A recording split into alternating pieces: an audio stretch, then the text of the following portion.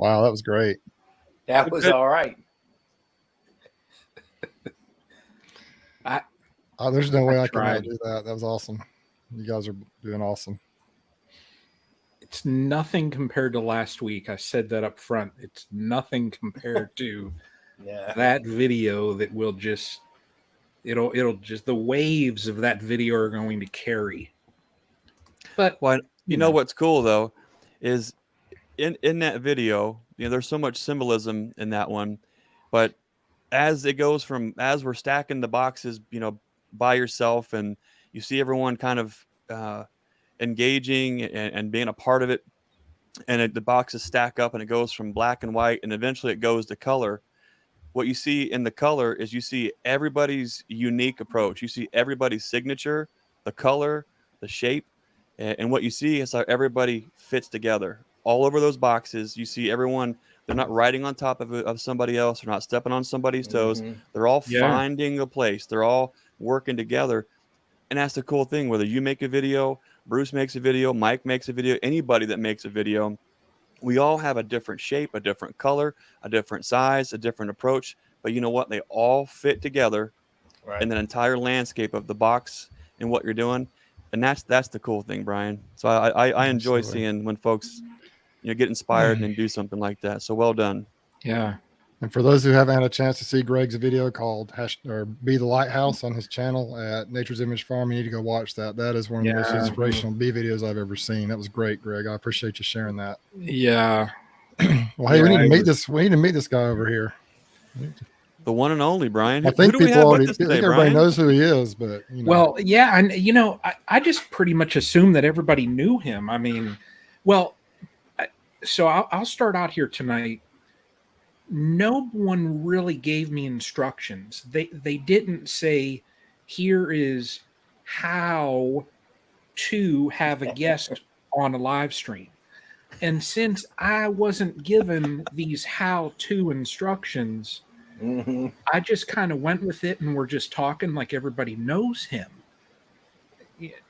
So I apologize for everybody watching because I just pretty much assumed, everybody knows Mike Berry, Well, they do. He's going to tell us how to have a stream, That's what I am here to do, to tell you how to have a stream.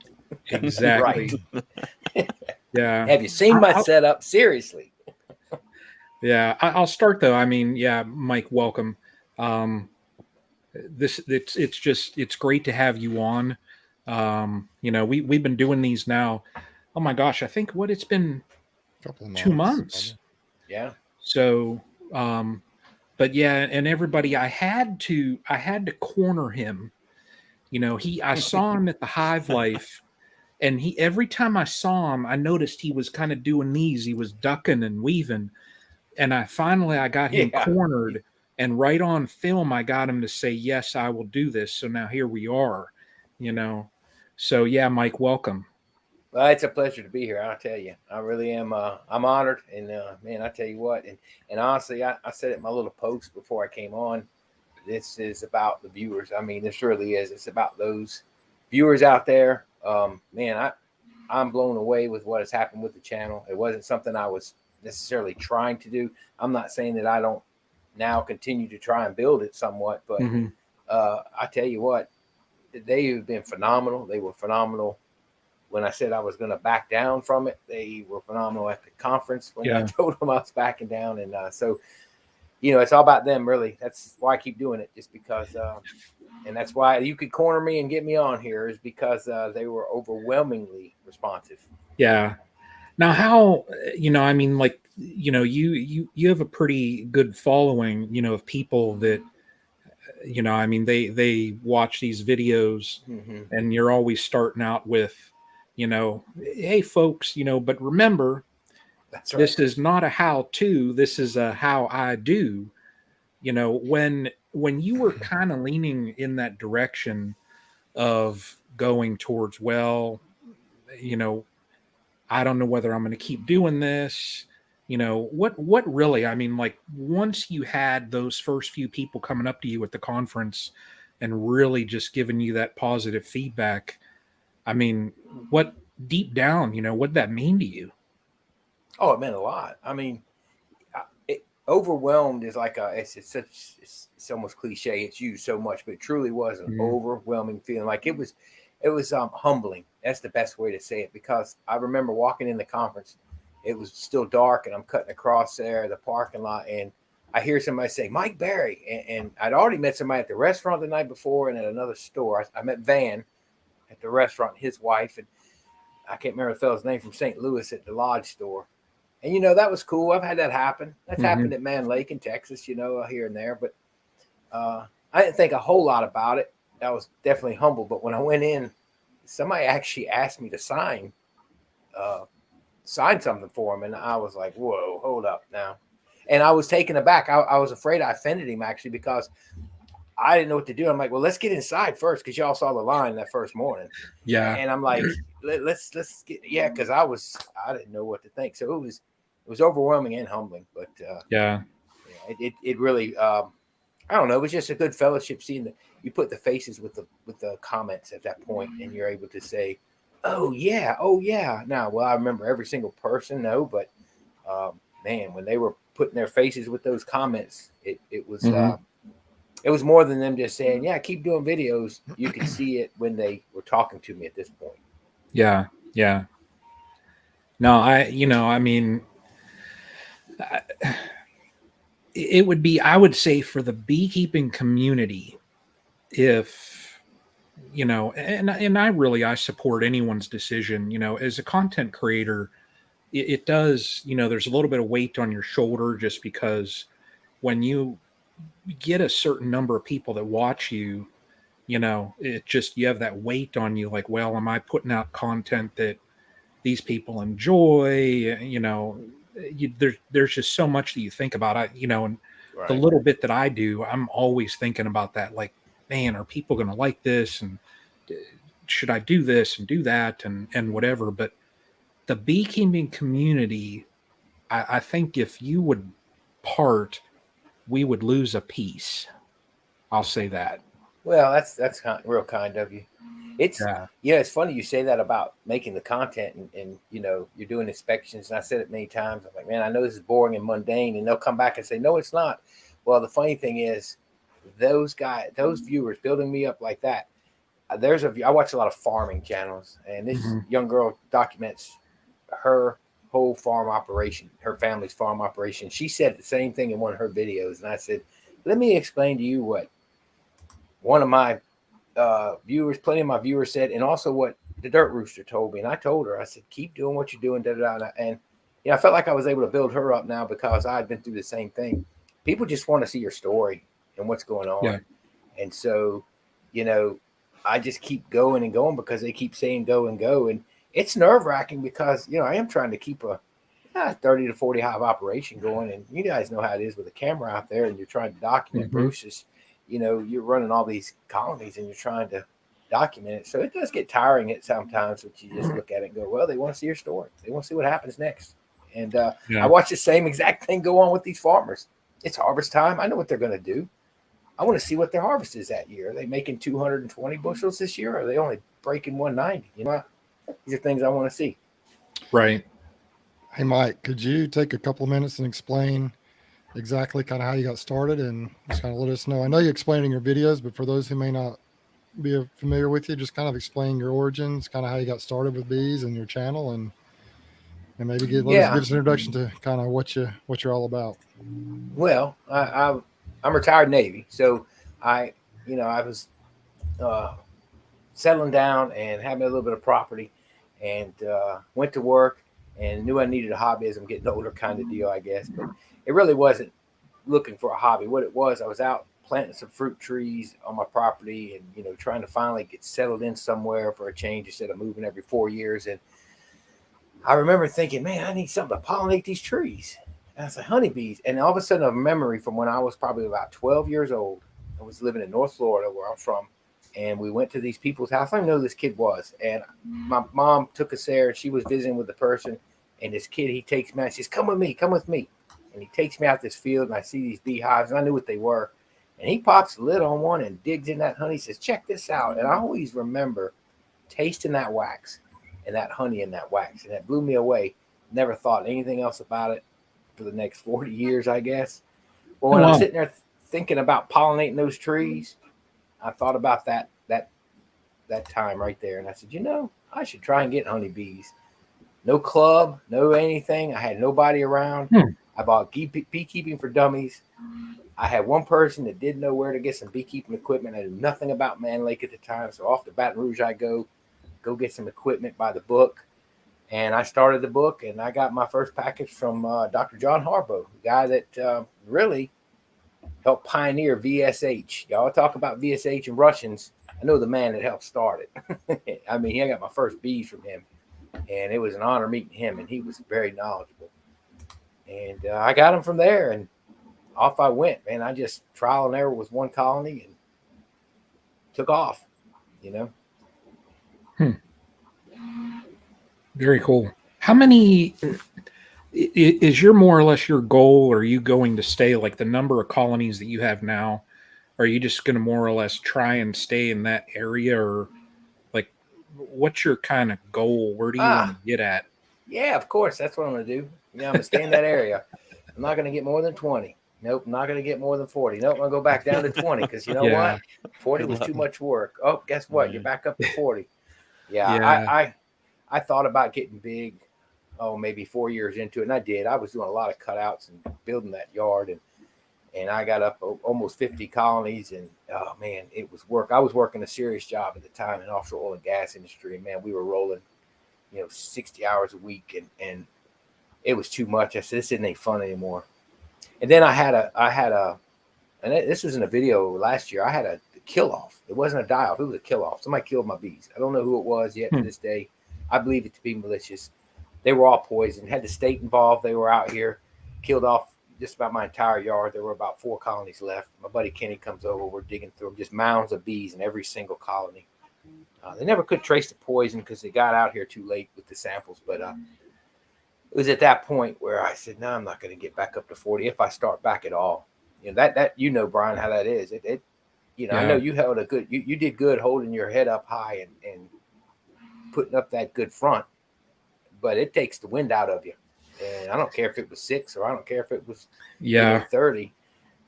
So I didn't build back up. So the number, I don't know, man. I like 30 to 40. Anything over 40, I'm going to sell nukes. I got to keep enough to stay sustainable now. Don't get me wrong. Yeah. So if I have 45, I won't necessarily start selling them, but I know I'm going to lose 5 in the fall. Right. Yeah. So, yeah. Hey, I got to throw a little shout out here. The comment that I have highlighted, we stumbled upon each other, and if you look at his name, okay. He's AMS. All right, but look at his name. Chuck Norris. Chuck Norris. That's really I Chuck worked Norris. with Chuck in St. Louis when I was working in St. Louis, training. And he stumbled upon my page, and we just got talking. He made a comment about mites, and I'm like, well, yeah, you don't have mites because I'm like, you're Chuck Norris. You just give them a dirty look like that, and they run. That's right. But Chuck, yeah, it's good seeing you here, buddy. Yeah, OAM, man. Airframer. Yeah. We got a question here already from, and this is another Chuck, Niners Nation. How do you guys extract the honey from your hive? So, well, Chuck, now since we have the master of how to. Well, you're getting a lot of mileage out of this, I'll tell you. He is wearing it out. Come on now, Brian. This will be Mike's first and last appearance. We keep wearing them out on that. I know. I was happy to get the 2 minutes of fame and be able to pass the test and come back on. Yeah. Well, anybody and anyone that wants to jump in here, how do you all extract? I'll give the quick, easy answer is I don't. Actually, I should. Okay, let me make sure my wife's not looking. I usually the easiest way to extract honey is to probably not extract it. That's not a good idea if honey is what your business is. But for what we're doing, most of our honey goes to making splits. So for what I get by with, if I just need a few 5-gallon buckets just for around the house, we can get by with some really small scale stuff, using some cold knives, some planers, things like that. And those work out great for what we're doing. I've got just a small Had just a 3-frame extractor. I've got a little 20-frame deal now with a little capping tank, and that works great for the scale that I'm at. Yeah. And that's the trick. I'm always curious to hear what folks are doing, because like Mike knows, once you get to a certain point, it's like, okay, well, having some automation or some bigger equipment would be nice, but it's 10, 15, 20, $30,000, and is that even justified? And it's a weird dance you play.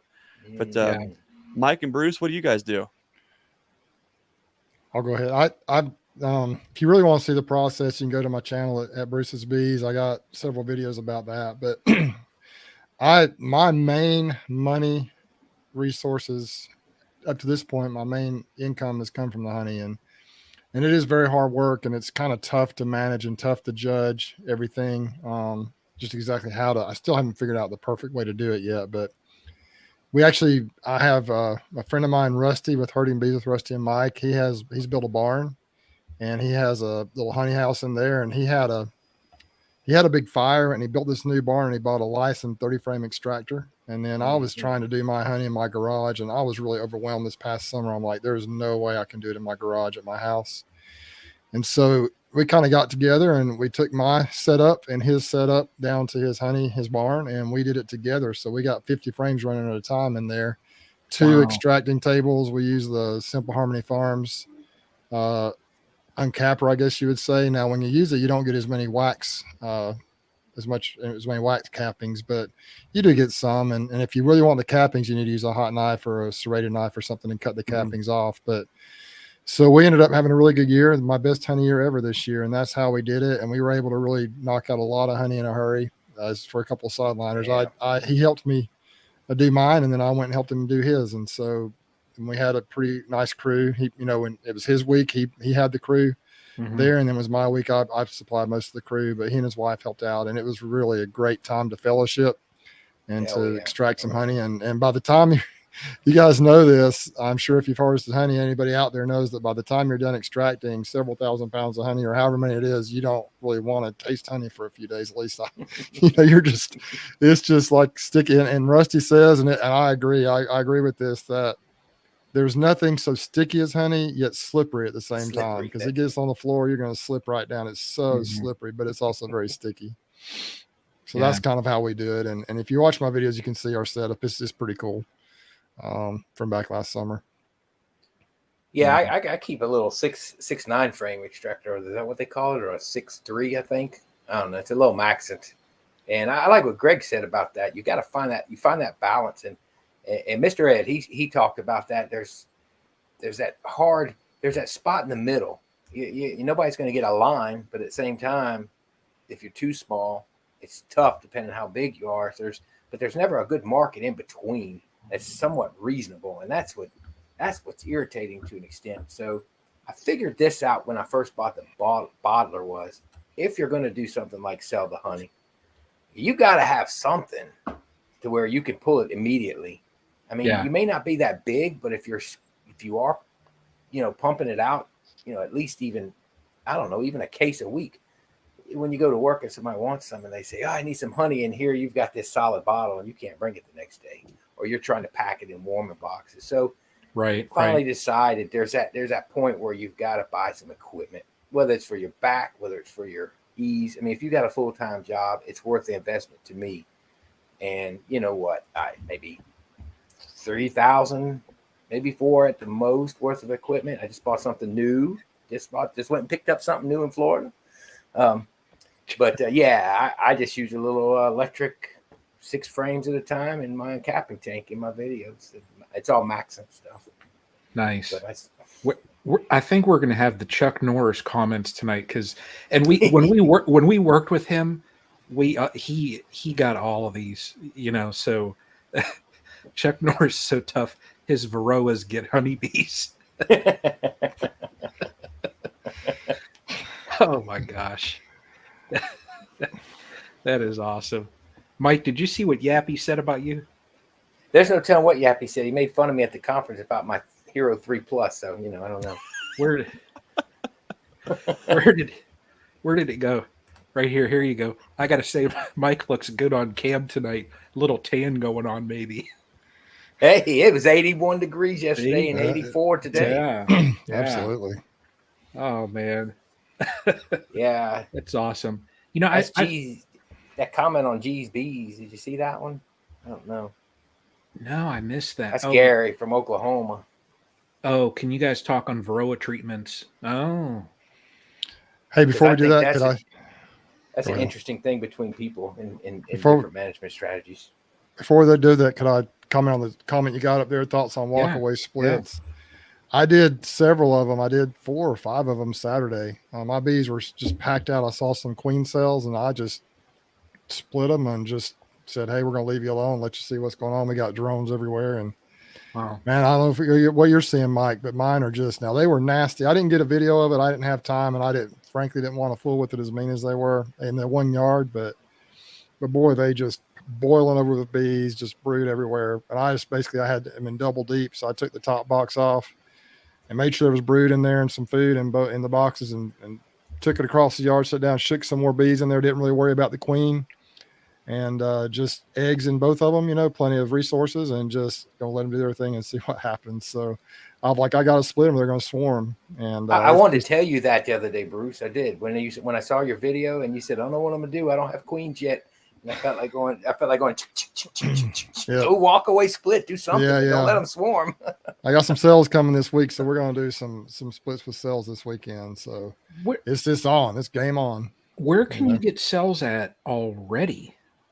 Tyler, the guy that we did the pollination stuff with, he is driving somewhere over in East Georgia, and he's going to pick up, I don't know how many, but we're going to get between 3 of us. We're going to get quite a few, about 60 of them between 3 of us. So It's full on. Cell making It is- season's it full is. on in Florida. It's full on in South it is. Georgia. It hasn't been very cold, so I mean everything is just. It's Mhm. kind of like last year, Mike. Are you experiencing that? Last year wasn't. It's like we didn't have you normally have really bad. We have a really bad Right. cold snap in March, but this year I don't know. I mean, we'll have probably some chilly weather, but I say cold. Anything cold to us, to these guys on here is, Right. you know, we're saying Yeah. it's 25 degrees. Oh my gosh, we're gonna die. But these guys up there, it's like Right. negative 25. So Right. you know, we're pretty spoiled. But now, Mike, you live in Southeast Louisiana. You're basically directly west from me. So we are basically dealing with the same things at the same time. We're probably about 4 or 5 hours apart, but it's Yeah. exactly the same latitude, very close. And so we are having the same issues at the same time. So that's one reason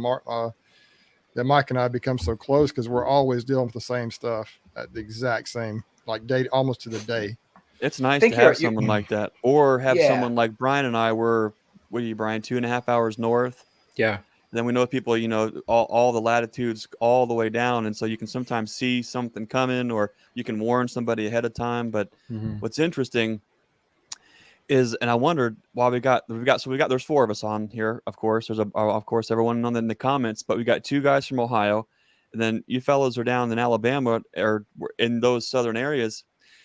Everyone has a different definition of a walkaway split. You guys want to, Brian? You want to start and just go? We'll just go around the thing here. What does walkaway split mean to you, Brian?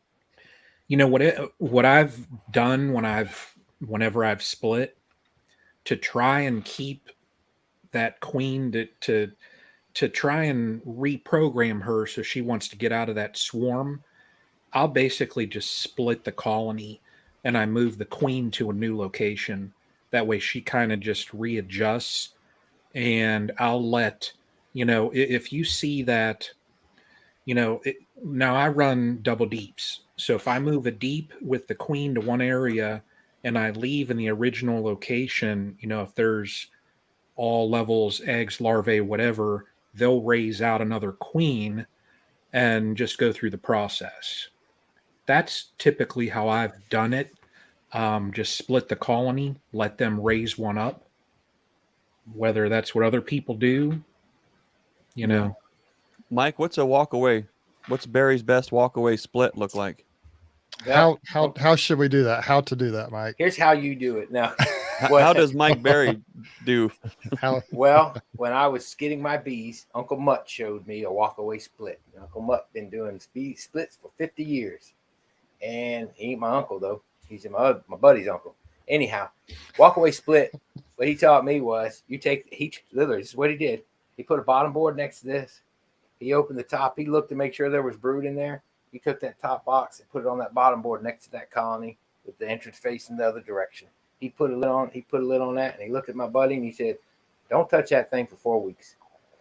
And that's a walkaway split as best that I've learned. Mm-hmm. Some people call them blind walkaways because they don't even look for the queen. And then if you do look for the queen, Yeah. it's just a walkaway or whatever. But in the end, it's just leave them alone, let them do what they're doing. That's what I've learned. Bruce, I think you just mentioned earlier you're doing it with a cell. Well, we're going open. to do some actual intentional splits this coming weekend with cells, but what I've been telling myself in the last few weeks, I've got a little frog in my throat. What I've been telling people the last few weeks is that telling myself is that as soon as I start seeing cells, in order to prevent swarms, I'm going to just start doing splits with them. And so I saw a few cells and a few hives this weekend, and I said, forget it. And I just, in that one location in Slocum, I went ahead and split them. I did it very similar to what Mike talks about. I pretty much just took the top box, made sure there was brood in both boxes, made sure they were really packed, made sure it wasn't just a box that was top heavy. You know, Mike just did a video recently on reversing the boxes, made sure that it wasn't just top heavy. But if they have brood in both boxes, which they all did, I would just basically take one box. I didn't even look for the queen, and I just set it off on another pallet just across the bee yard a few feet. And then on some of them that were because, you know, when you do that, some of the bees are going to fly back to the original colony, a lot of the foragers. And so I just would shake some extra bees on there. If the queen was was part of those bees that I shook in there, it's fine. I don't really care where the queen is. I don't look for her. Didn't see her in any of them. And I don't know if you can see this or not. That's what one of the colonies looked like after I split it. That's the one I moved away from the original box. And so those are all, I split all these colonies, and that's what it looked like. That's kind of 10 splits still there, isn't there? Yeah, it's amazing. So I'm going to leave them alone. Now, obviously, I'll check on them, and you'll be able to tell pretty quickly which ones have the queen because they won't skip a beat. The ones that have to make a queen will skip a beat, and they'll back off a little bit. So. But I will pay attention, and I may have to add some. I actually put on some of those. I put another deep of comb on the original spot because I know a lot of those foragers are going to come back and they're going to fill 2 boxes right up, I think. And so let it go ahead and fill that up and split them again in a few weeks, and then I'm going to increase pretty quickly that way. That's a good question because everyone does that. So, especially this time of year, is we're getting a lot of beginning beekeepers coming into the fold, and they're I think we've all done it. You start throwing around some language and you get comfortable with what you think you're talking about, and you go to express your thoughts. And that's it. The walkaway is literally just that. You're taking a frame out, you're putting it into a box, and you're walking away. Everything outside of that, I guess, at least in me mentally, is a split. And it's more of a deliberate. You're dropping cells, or you have queen cells to work with, or you're dropping in mated queens. But I always like to remind folks that, you know, the bees, it's an asset, and you have it moving forward at a certain speed, or you can slow it down. At least for us here, if we have a second year queen in a box, and we're really crowding them out, and she starts to throw cells, what we have done, and we've at this point have probably made thousands of queens, actually letting them cap the cell and either cut the cells or move the frames with the cells into each individual boxes. Right. Let them do all of that work, because you just saved yourself 7 days right there, rather than just taking a frame and moving it to a box and then waiting for them to draw it out and do all that. If you let them, for us at least, some folks I think have read books, and maybe it's true, I've not seen it yet, but some folks are under the impression that when a colony actually gets past 4 or 5 days of drawing a cell out and capping it, that for some reason that colony is automatically going into swarm mode no matter what. I have not seen that myself, but I'm not saying that's how it is everywhere. For us, I can go to day 14 and still split that the day before that cell hatches, and they're totally fine. So I like to let the bees do all that work. Let them. They're time is honey. Time is. We've got a comment on here. Rich, he's time is honey is his channel. That's what it is. You're saving some time, letting the bees do all the work. That's 7 days you're saving if you think about that, by letting them actually draw the cell out and then making the split. That's just another way to think of it, another way to look at it. You know, and I forget, I think it might have been the summer of 20.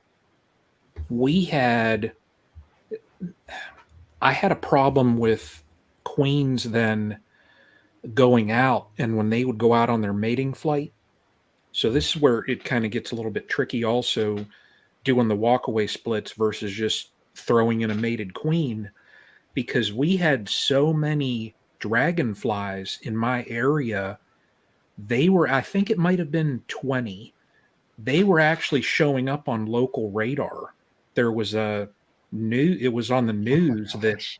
the local air Wow. base, they were showing these anomalies on the radar, and there were that many dragonflies up here. Now I live next to a field, and literally you would walk out and see, I mean, hundreds upon hundreds of them.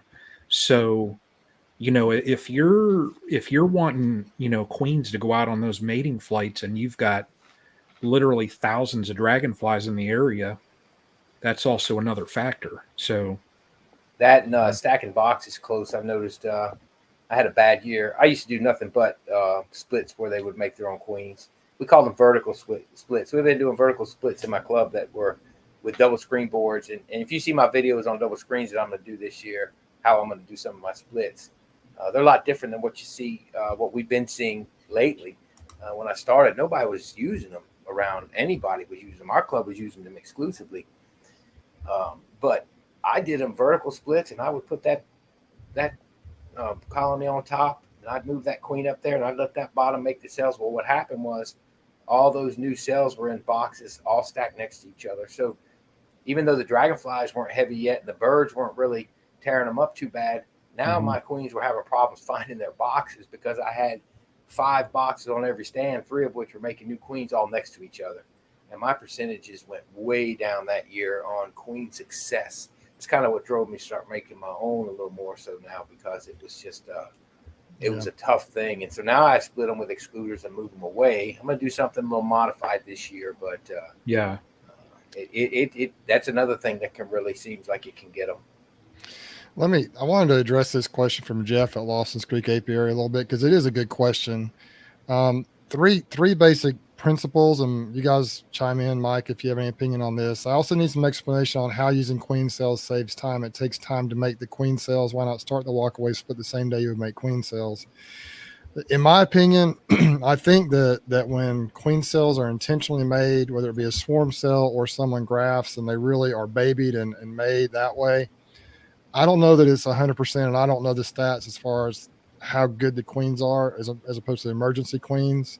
For example, when you do walkaways, you got to make sure there are eggs or brand new larvae in there. They won't be able to make a good queen. I don't know if we mentioned that earlier, but I think also when you buy cells, or if you buy cells and put in there, then you can introduce some more variation in genetics to your bee yard. It's almost like buying half of a mated queen, so to speak, because you're bringing in some other genetics.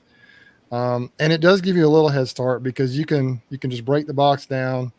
You can go ahead and do a split almost like a walkaway split, but then that queen cell goes in the next day, and it doesn't take, you kind of save that week. And so that's just some reasons that I like the queen cell better. Of course, a mated queen is as soon as she's released and kind of gets used to the hive, she starts laying, but you don't always know what you're getting with a mated queen either. Mated queens can be inconsistent. And so I know Greg actually sells mated queens. He might have some input into that, but I thought this was a very good question, very thoughtful question. And I think it really depends on what you want to do. I've had tremendous queens that were made from walkaway splits, but I really prefer almost for the queen cell to be made, because technically, if you've got a cell that the bees have made per their choice, then they have babied that. They know they want that cell to be a queen. And I don't know if there's really any. I've heard both sides of it that swarm cells are better than walkaway or emergency cells. I don't know. I've had good queens from both, but that's kind of my thought on it. If I see cells this year, I'm like cells that are made, I'm just going to split it pretty much, at least early in the season for sure. So any thoughts on that, Mike or Greg or Brian? Mike, you have any thoughts on that? Well, I do. I did walkaways for years with emergency cells. They work fine. I got good queens. I got bad queens. But I can tell you the explanation I have for what it does. It necessarily doesn't save time always, depending on your operation. It's got to be what your goals are. But for me, it made 50 gallons extra honey. And I'll tell you how it was. I saved that 7 to 10 days on the cell making itself. And then if the cell didn't make, like when I took the emergency queens, now all of a sudden they didn't make. Then I was back to square one. That colony was useless for the flow. So in my situation now, sure, I still have to graft starting this weekend, and that's still going to be 7 days before I can put them in. You're right, but I'm not going to split until the middle of March. So even if I don't graft well and go buy cells for $5 a piece, my splits are going to be mid-month, and I'm going to save 7 to 10 days, meaning I will have a laying queen by April privet flow for them to build into the big flow. I think that's where it comes. As far as the emergency cell versus the swarm cell, what I heard taught to me was when they have to choose their own egg, and this was from Dr. Jeff Harris. He's at the Mississippi State, I guess entomology. Anyway, he's the Mississippi agent, and he was telling us when they have to pick that perfect larvae, they pick different ages, and sometimes one will develop faster than the other, and they can be somewhat inferior, but they can also be great. But he said that the time when they have to make the cup and that queen has to lay the egg in the cup, that by far is a superior queen, because it's a planned cell. A walkaway split creates an emergency situation where they have to deal with what they have, and they do pick different age eggs. That was what he told us and what he taught us in our queen rearing class. That makes a lot of sense. I think if you actually think about, I think a lot of these things is you have to just get enough years and enough cycles of seeing a few of these things all the way through to kind of connect all the dots. And Jeff's a real smart dude, and I know he's going to pick up on those things quick. And I think what you guys are talking about there, when we were first growing the bee yard, I mean, there was no way I could afford high dollar queens. There was absolutely no way. So what I did is I would choose from the very best queens in the yard, and I would find ways to crowd them out and actually cut the swarm cells out, put them in, you got to have, this is a side note, but I think in every bee yard, you got to have a couple things. The most important thing in a bee yard, number one, is a chair. You got to have a thinking chair that you can sit in that chair. You can watch the bees. You can meditate. You can get yourself right first. And that helped me exponentially as I'm sorting through what's going on inside of a hive. From there, what I learned is that I can work with nature rather than against it. And I can look at what the bees do, and I can put them in a situation where I can crowd them down, especially a second year queen, and play to their strengths, play to the fact that they do want to swarm and they do want to keep things moving. And then you'll find you can have 4, 5, 6, 12, 20 queen cells, all swarm cells throughout several frames in a colony. And now you're talking about absolute gold. And then what we would do is actually wait until those were actually capped, split everything out to kingdom come. I mean, everything out, and then give it 24 hours and then drop those cells in. Now, Mike just mentioned time, and I think that was an absolute great point to bring up because a couple things can happen. When a colony goes queenless, at least what I see here is they go absolutely gangbusters to work because there's nothing else for them to do at that moment. Right. So they start bringing in a ton of resources, more so on the nectar side when there's no queen and no eggs being laid. So that actually can be a huge benefit. Now, where this goes south and where time is huge is, let's say you drop those cells in, and not every cell is going to be a good cell. And Mike knows it. On a grafting frame of 45, if it's a good frame, you're going to have 40 to 43 that they actually accept.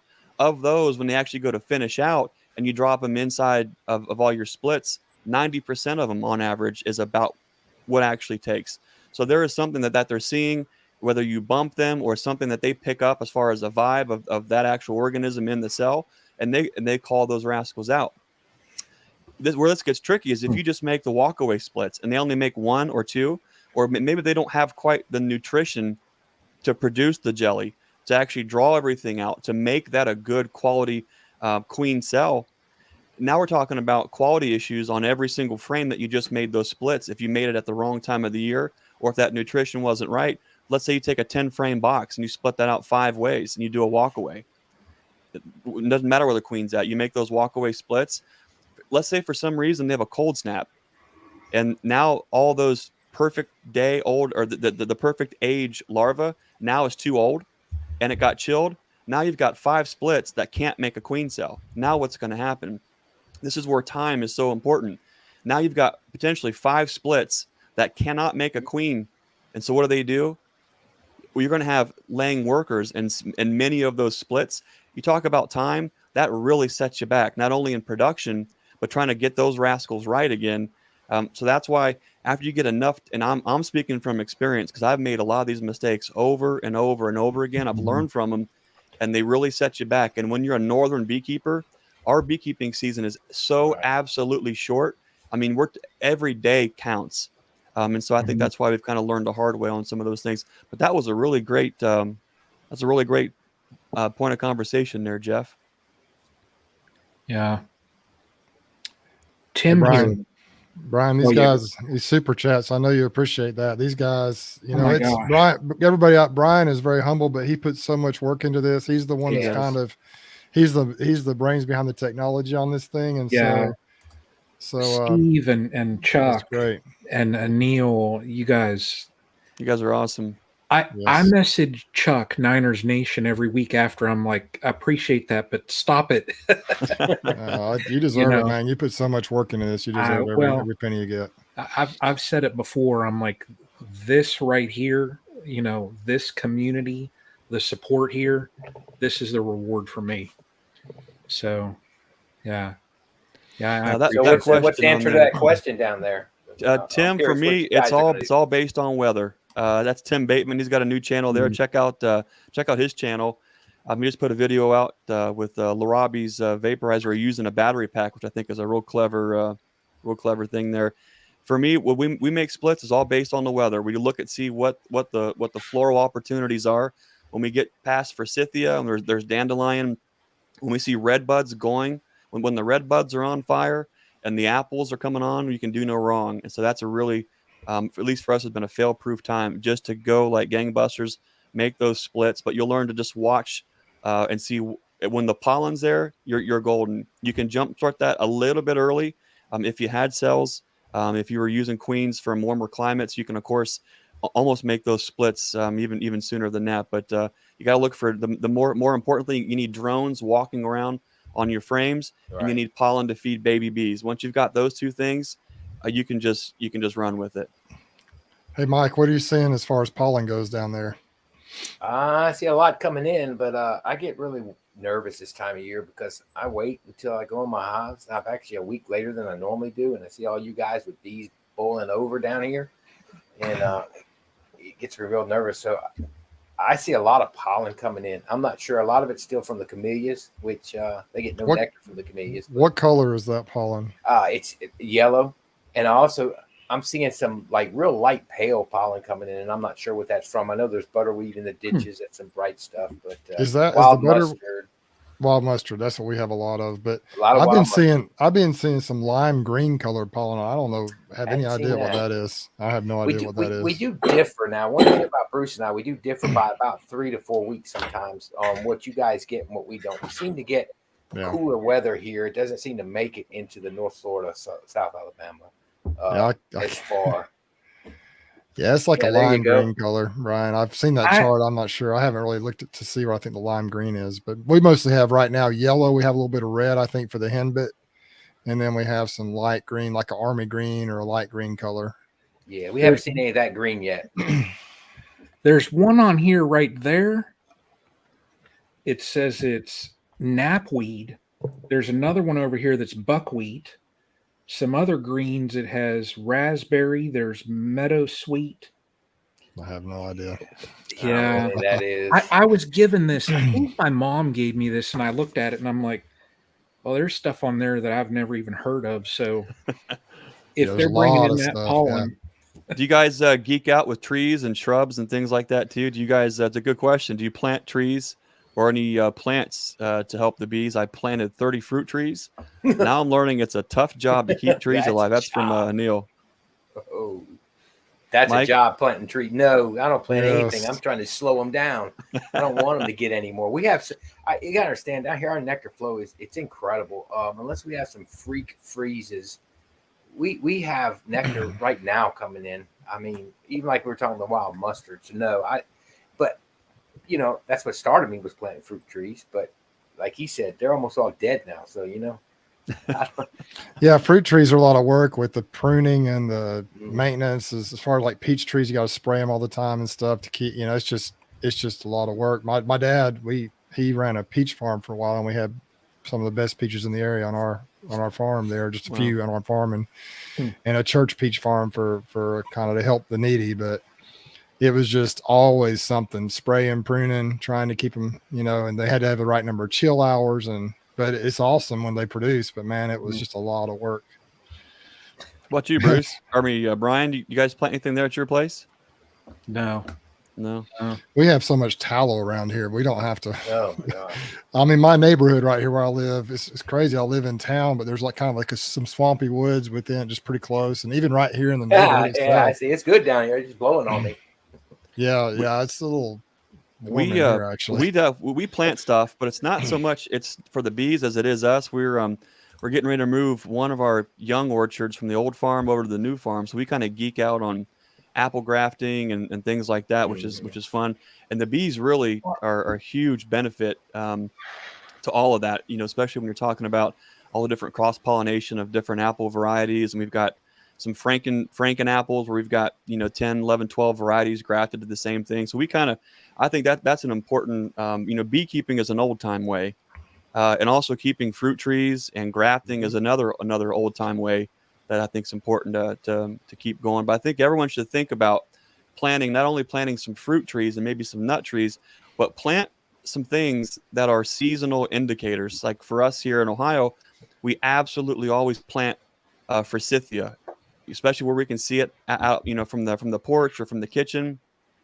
Yeah. Here in Ohio, old timers would say there's always 3 snows after the forsythia blooms. Things have been warming up, but it's been about 2 snows or flurries after the forsythia blooms. But those little things are kind of neat things to clue and cue you in as to what's going to happen next.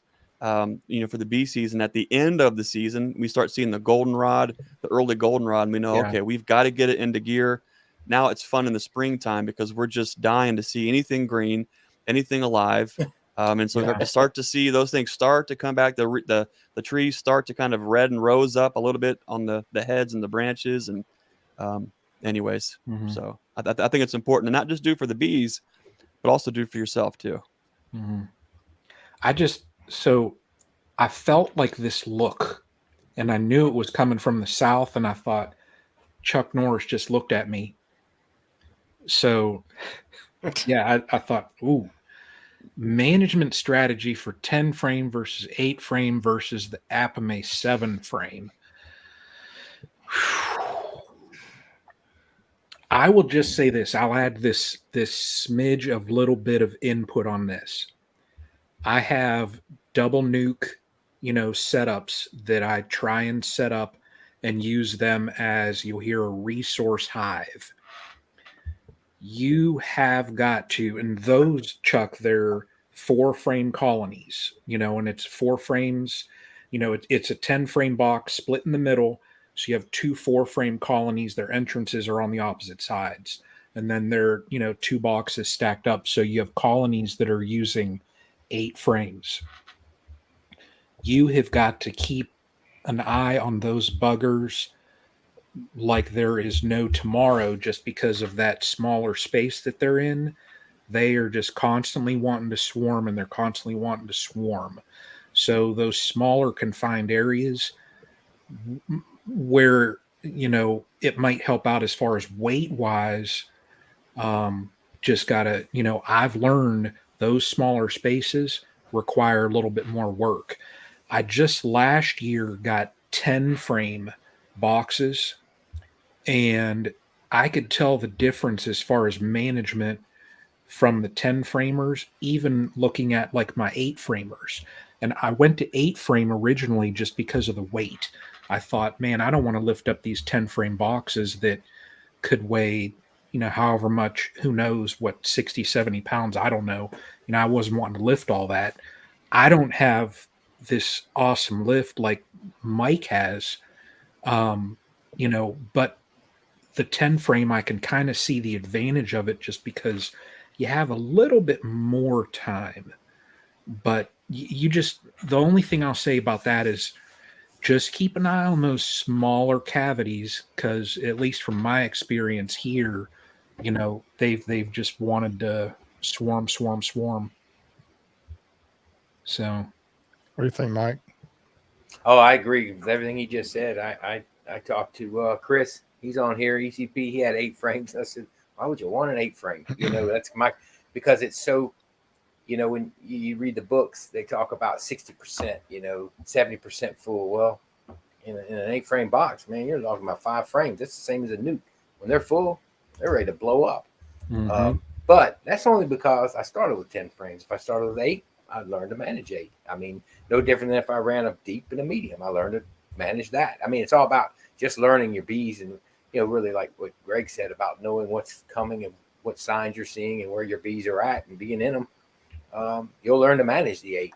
It's smaller, but I understand why people want 8. And heck, there's people that run just nukes and they stack nukes straight on up, and that's fine too. I did that for a year and had them 4 high, and I did just fine. But it was a learning curve as far as timing. But yeah, I've got a little bit of experience with 5 frame nukes, 7 frame. Now brand new with the Apimay 7 frame. I just tried that out. If you saw my most recent video, there's some bees in that right now. I'm gonna have to be doing something with those pretty quick. They're bearding today. I came home, so yeah, it's a bearding. And then the 10 frames is mostly what I run now.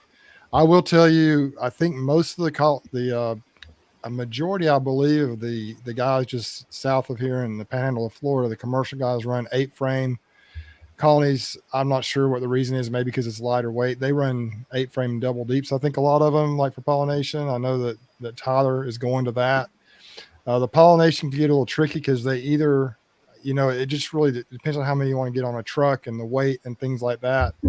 Our particular, what we're doing is a deep and a medium, and you can run double deep 10 frames for that, but you can't get near as many of those on a truck if you're trying, for the money situation. So there are a lot of things to consider, but I personally just started with 10 frame equipment. So that's what I use for the most part.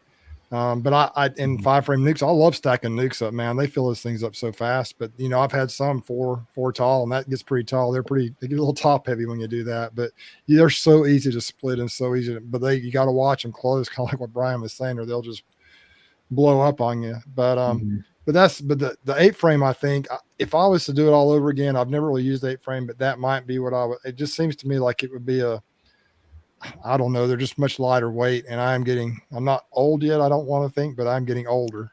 So It's not just an older thing though. I think that we started with 10s and then went to 5s and 8s and then folded with three framers and then went to 10 framers to create uniformity.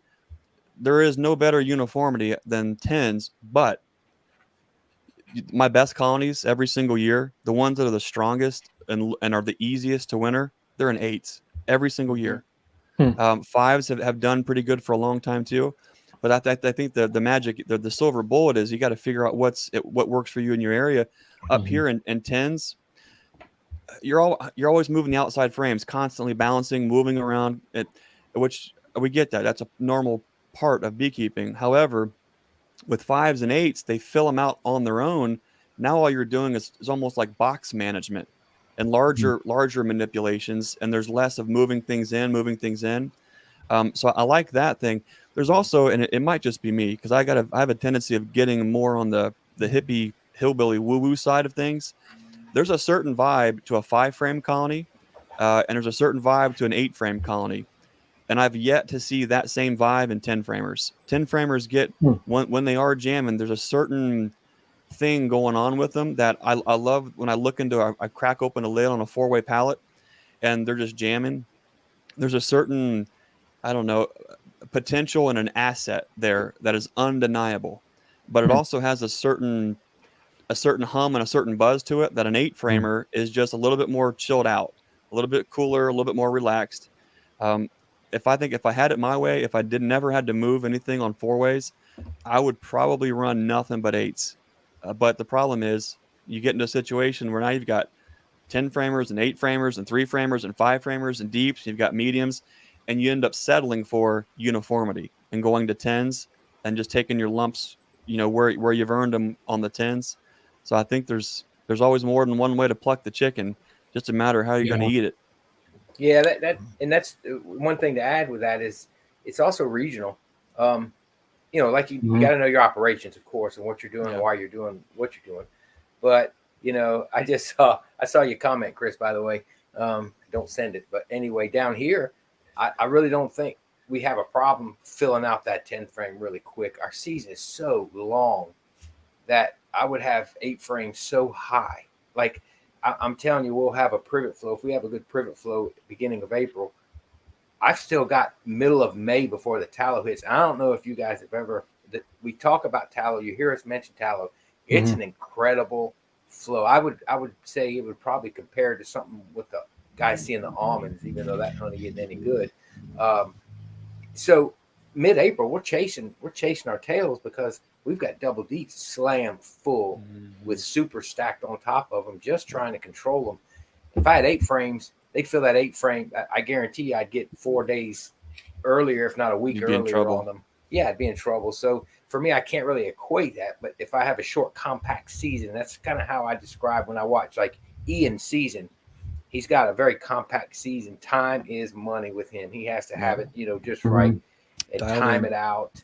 I could see it working somewhere like that a little easier. But there's plenty of folks down here that have them and they're successful with them. It's just what you have to learn. It's always trade-offs, no matter which way you go, isn't there? That's right. Yeah. That's right. Good point. Yeah. Chuck here got a question. If your hive is thriving, should you grow your hive or make another?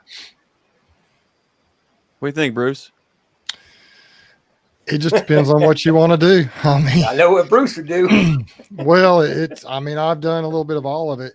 And this is something I'm really kind of shifting my focus a little bit this year. In the past, this time of the year, I've always felt like, hey, coming out of winter, my strongest colonies, I want to kind of stack them up, maximize honey production, and just not maybe pull one split out of them early and then just let them grow, just stack them up, you know, as trying to stay ahead of the flow. And I think what's happened though sometimes is with an older queen, or maybe the bees just decide they wanted to swarm. They swarm anyway. Some of them do build up to be incredible colonies, and then they start to crash on me. And so if you want a lot of colonies, you split them. If you want to make honey, you can stack them up. Or in our situation, I don't know, Mike, if you agree with this down here, I'm going to split like crazy the next month, and they'll build up enough to be able to make some honey by the time our main honey flow starts. We get privet if it's a good year. It starts like in mid-April or so, and it goes into early to mid-May. And then in early to mid-May until early mid-June, the tallow flow is very intense. And then we're just about done. Then we do have a very powerful, strong flow, but then it's over. It's done. Yeah. And then, you know, down here, if you got cotton around, it's really good in the fall. And then this past year we had a good fall flow, but that's not consistent. You can never count on that. So it really depends on what your goal is. If you want to grow and make more colonies, you split. If your goal is honey, you maybe take a split out of them early, but you got to keep bees in the box. But if you see swarm cells in there, you better do something. You better like split, maybe take the queen away, do something to be able to keep them from swarming. Because if you open up a colony, you got 8 swarm cells on the bottom of the frames. I mean, no matter, you give them space, they may have already made a decision. At least in my experience, I think they're probably going to swarm. If you leave that queen in there, add space. Now I have heard somebody mention earlier, I think, about checkerboarding to prevent swarming. I don't know. I've never really done a lot of that. I don't know what you guys think about that. I've heard about that. And I saw someone recently I think it was Duck River Honey, maybe did a video with someone about checkerboarding to prevent swarming, but that's, I mean, I just do kind of whatever my goals are. I do a little bit of all of it. And this year I'm using a whole different approach, going to be splitting like crazy early, and we'll see what we come up with honey. I do need some honey, but we'll see. I'm trying to grow my numbers back up again. I lost a bunch last year. Mike, do you do any checkerboarding? I do not like checkerboarding. I did see Nathan's Duck River Honey, that fella up there that runs mediums, and that I like that checkerboarding in the honey super the way he did it. But if you notice, he did it with drawn comb. If I checkerboarded anything, it would be a drawn comb. I don't like splitting that brood nest apart if I can help it. I like to put them on the outside and push them out. And if they don't seem to want to go out, I'll just let them go up. But I don't like checkerboarding too much, especially with foundation. Flow or no flow, it just seems to, it will slow them down, but I've had some adverse results with it in the brood nest. Above the brood nest, sure. That was a neat video that Nathan did with that fella in Columbia, Tennessee. Mike, Natalie got a question here for you. Yeah, I saw that. Yeah, I would use it again. I Yeah, got some Hydrolife. on order again, and then I just talked to John at Hillco Bees today on the phone. I didn't realize when I go to Minnesota, I pass a quarter mile from his place every year. I'm going to pick up a couple more cases just to have it. It's got a 2-year shelf life, so I'm going to sit it in my honey house, and it's going to be ready for winter. I might put that on every single colony in the winter, except the very heavy ones. Are you going to use this here also? Well, you know me. I mean, if you watch my videos, you know I don't feed much. I'm not anti-feed. I didn't say that quick, but I don't feed much because It's how he does, folks. Settle down now. Yeah. So no, I don't feed a lot because I can't stimulate. Man, I haven't been in my house. I'm nervous, man. I think I had one beard today. I'm sure it's got swarm cells. But if I do feed in the fall, I might very well get some of that liquid from him too. The fondant patties, what I like about them, I was watching when I first started. Y'all have seen the skeptic beekeepers getting the heather honey, those old videos. I don't know if you guys, I'll look at him. He's mileage. Look, man. he Mileage. is good. Look at him. But those guys use fondant years and years ago over in Europe. They've been using fondant in Europe for years. And I always want to try real fondant, the stuff that's inverted, the stuff they can immediately eat and consume. Yeah. And I know people say you can use the baker's fondant. I've heard both say no. I've heard some say, oh, it's fine. But I'm getting it. So to answer her question, long story, of course, to get there, but yes, I like it a lot. The consumption rate I was afraid of that, but it was good. It was 15 or 16 days on a strong colony, did about 3/4 of a patty. Really? I can live with that for my small operation. I can live with paying the money for the fondant, knowing I'm getting the Hive Alive in it, knowing I can slap it on there. Wow. It's got to be better than the granulated sugar. Brian, where can folks Wow. save a little money if they want to order some Hive Alive products? I just put out a video there. Hive Alive. I'm an affiliate, so if you want to buy, the fondant, this here, their liquid, they just recently started out with pollen patties also. If you use the code Brian10, you get 10% off. There you go. So, All right, so I need to get some of that liquid for my 2-to-1 in the fall.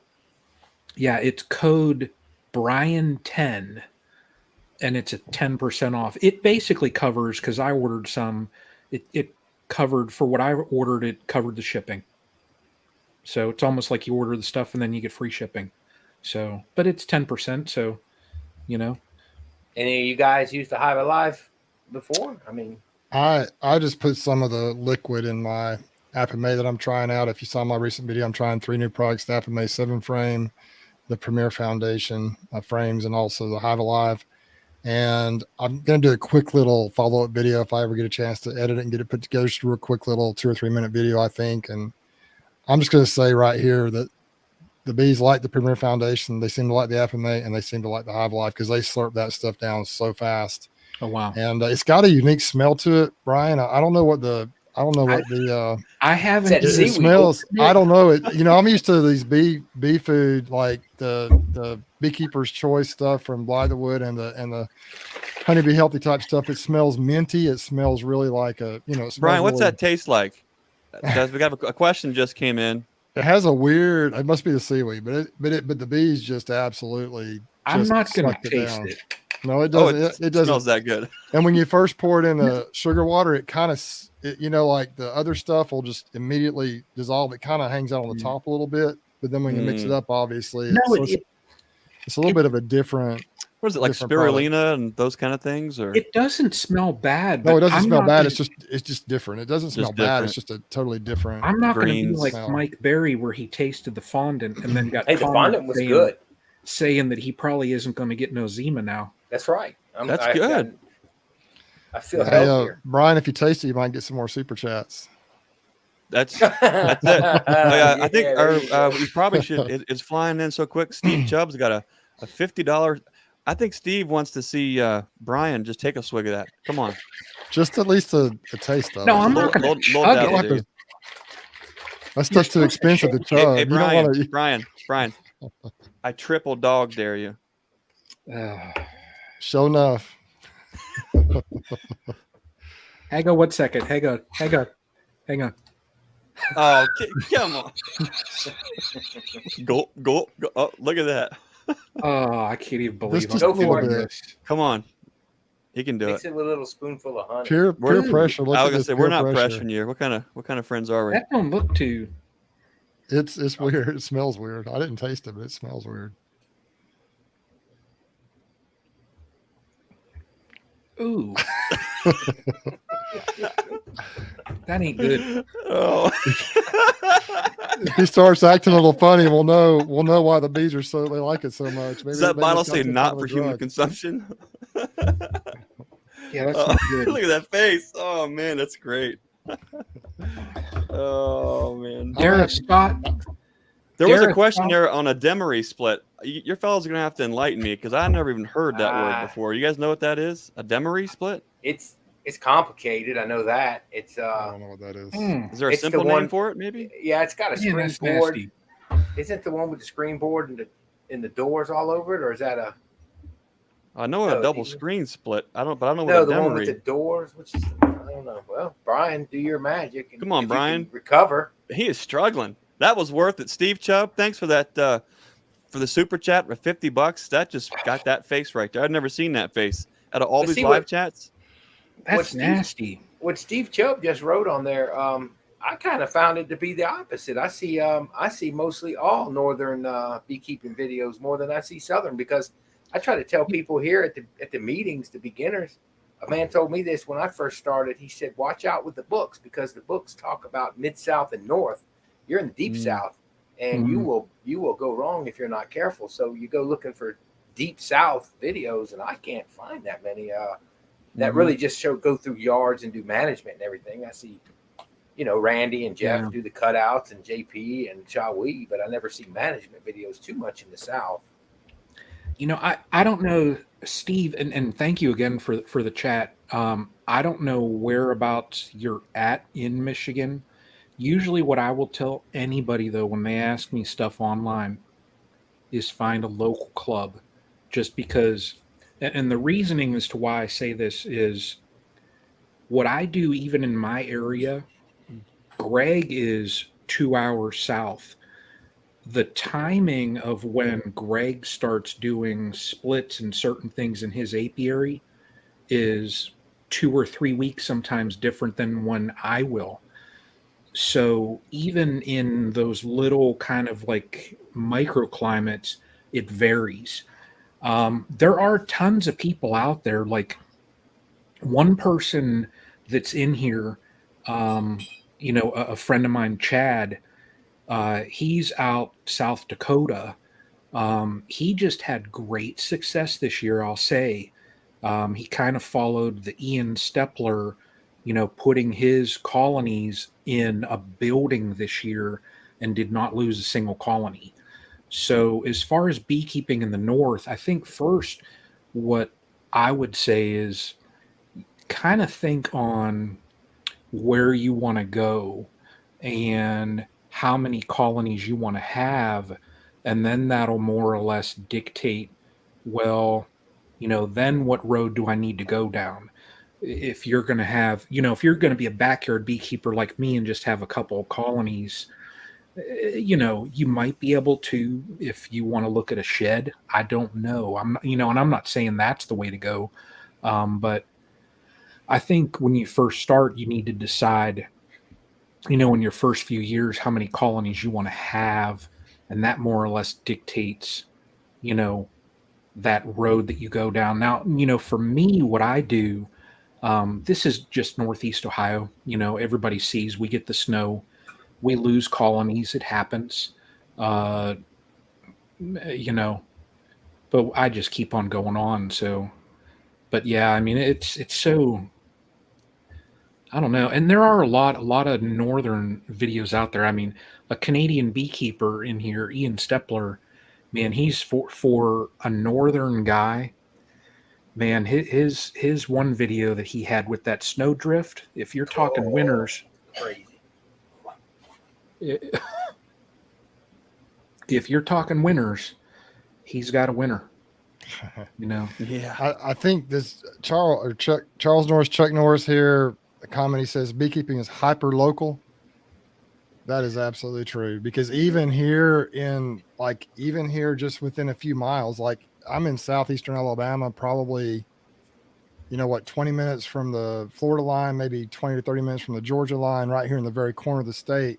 You go 50 miles south, you get south of I-10, and it's totally different. The soil is different, the plants are different, and it's just totally different. And so, even right here, it's just a different thing. And so it is hyper local. Even right here in this general area, you may have a big crop of tallow in one area and then drive 20 miles and it might be an area where there's not much. And so it's just can vary so much. So you really do need to find somebody locally that can help you if possible.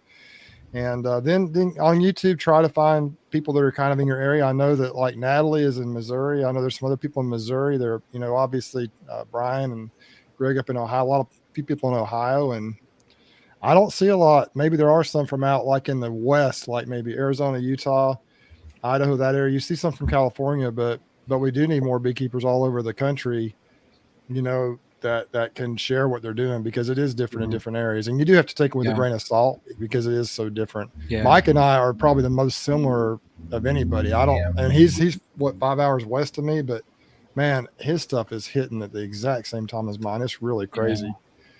So, but I see Steve on here said didn't mean to offend. No, and it didn't. I didn't take it that way. I'm just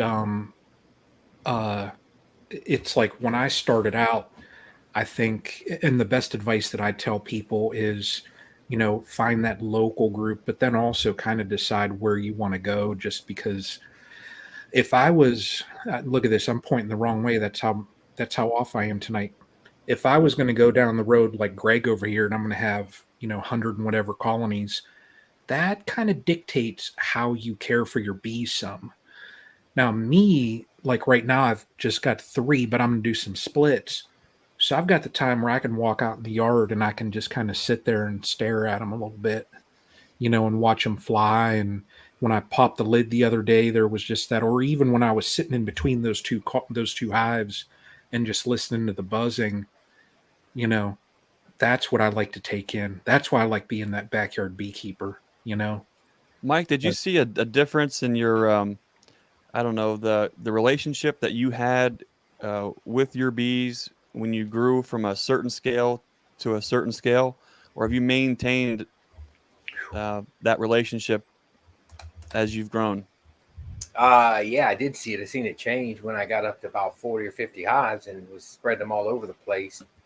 And what I saw was I just started just becoming work. Well, then when I had that kill off, I did a lot of reflecting on what I really wanted to do. Did I want to do these? And what I heard is Jeff Horshoff, Mr. Ed. We were at one of our meetings. We used to have our meetings every month, and he said something. He said something how you got to understand, he does totally different management practices. So he really does. He does different practices, 100%. So, but his big thing was being a steward. He said he wanted to be a steward and work with the bees as a steward for the bees. Mm-hmm.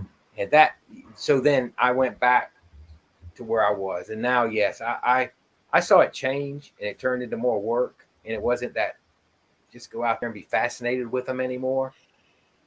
But after that happened, you kind of took it for granted, and then I did change. Yeah, I kind of got back to trying to be a steward, trying to work with them, see what they're doing, enjoy them much more like I did at the beginning. I go out and walk in my yard now, and I take a look at them, and I watch them fly and things like that, and look at them and go, oh my gosh, I got a lot of work to do this weekend. But other than that, yeah. But I did see that change. You're right. It's a weird cycle because when we're teaching and mentoring beginning beekeepers, the first thing we do is we talk about there's a few things you absolutely have to have in a bee yard. Number one, you got to have a chair to sit and just spend time observing and kind of detaching yourself from what's going on, get you away from you just enough to where you can really open up that perception to see kind of what's going on. And it seems like some folks when they don't learn that, they go and they're invading the hive when they inspect. They're cranking the lid off. They're doing this. A lot of it is fear. A A lot of it is they just don't have the skills or experience yet. So we tried to teach folks, rather than invading the hive, learn to just engage the hive. You know, you take your time, you kind of try to get as one as you can with it, and that's a beautiful way to be with the colonies. But what happens is, just like what you mentioned, Mike, when it goes from an engagement and an interaction with the colony to a duty or work, or you have to perform a certain thing, unfortunately everything kind of goes full circle, and you get back to literally invading it, where you're just cracking lids. It's a quick this, it's a quick that. It's not that you don't respect or have reverence for the hive, but you're in there performing a task, and it's a boom, boom, boom, boom, boom. And I'll admit, I want to get back to where it's more of a reverence. I want to get back to where I'm engaging with the hive, and that vibe is there. It's really hard to do when you get to a certain scale. I'm glad that you got it back. It sounds like I hope I can get back to that point there. That was a good point there, Mike. Thanks. Well, now don't think I got it back. I do still crack them pretty quick, but what I did is I got a new appreciate. I got a renewed appreciation for them again, to where I'm excited to see the queen again. It's not just, well, there she is, good, slam her back in. I'm excited to see the eggs and to see how much comb they built, but I'm still trying to be efficient. So, yeah. Well, speaking of being efficient, Brian, do you have any efficient recommendations for oxalic acid that you might even have a wheel you could spin? I'm telling you what. So those that have been watching, you've seen that Rob, Larabee's, I messed that up. Good job, week. Brian. You got it right the second time. He has equipment that he's giving away to local clubs. I have a wheel, but I also got a video that I play. This week here, we're just going to do one spin, and there he is here. Whoop, whoop. I don't know whether that's because I actually said his name right, or that we're going to spin the wheel. He gets deeply offended. Instead of his mom, you've got to get the name right. Yeah, let me see if I got. I'm just kidding, by the way. I know. It's only Rod that gets offended. Lori's fine. Let's see here. Yep, we got it. We got it right. Nice job, Brian. You're the wizard. It's almost like I've done this once or twice. But this is the equipment here that he's given away. It's whichever club. I see Randy's question there. Whichever club wins this, the smokers, some hive tools, the queen cages. So let's see here. And I gotta answer Randy's question there. Dirt Rooster there asked if there was an aftertaste. I can still taste that I'm not going to say the word I was going to say, because it's great stuff. I can still taste that stuff. So yes, anyone out there, Mike Berry might have liked the fondant. Don't drink the liquid. Now, do you think you should have cut that with some Kraken or some eggnog, some vegan eggnog? Next up is Ian. Ian, have him try it. Little as eggnog. Look see at what this. happens. I got an error. Chrome has lost permission. Oh, let me see here. Let me share. Oh, I hope it doesn't do this. Oh, I'm getting an error. Hey, Bruce, why Brian cues up the Wheel of Fortune there? Oh, he's got it. I got it. Nice job, Brian. We're doing it. Randy, that stuff, yeah, you do have an aftertaste, so don't try These are all bee clubs across the country, and the winner is Northeast look at this. Northeast Arkansas Beekeepers Association. Congrats. That's awesome. Good stuff. Well, thanks, Larabis, for donating and supporting beekeepers across the country with paying it forward there with some extra equipment that you have. Do you see who we got popped in here now? It's Kaylee. Hi, Kaylee. Kaylee, how you doing? Yeah. Great chat a couple of weeks ago with Kay. That was fun. Her and her mom, Bridget. That was a lot of fun. And I mean, I'm going to get with her and see, because I'm kind of, what I was thinking about today is how many hive tools I don't have. And I remember we've got the footage. They said, her and Bridget said they could probably do us some special Blaze Orange hive tools just for Nature's Yeah. Image Farm, so we don't Okay. lose so many of them.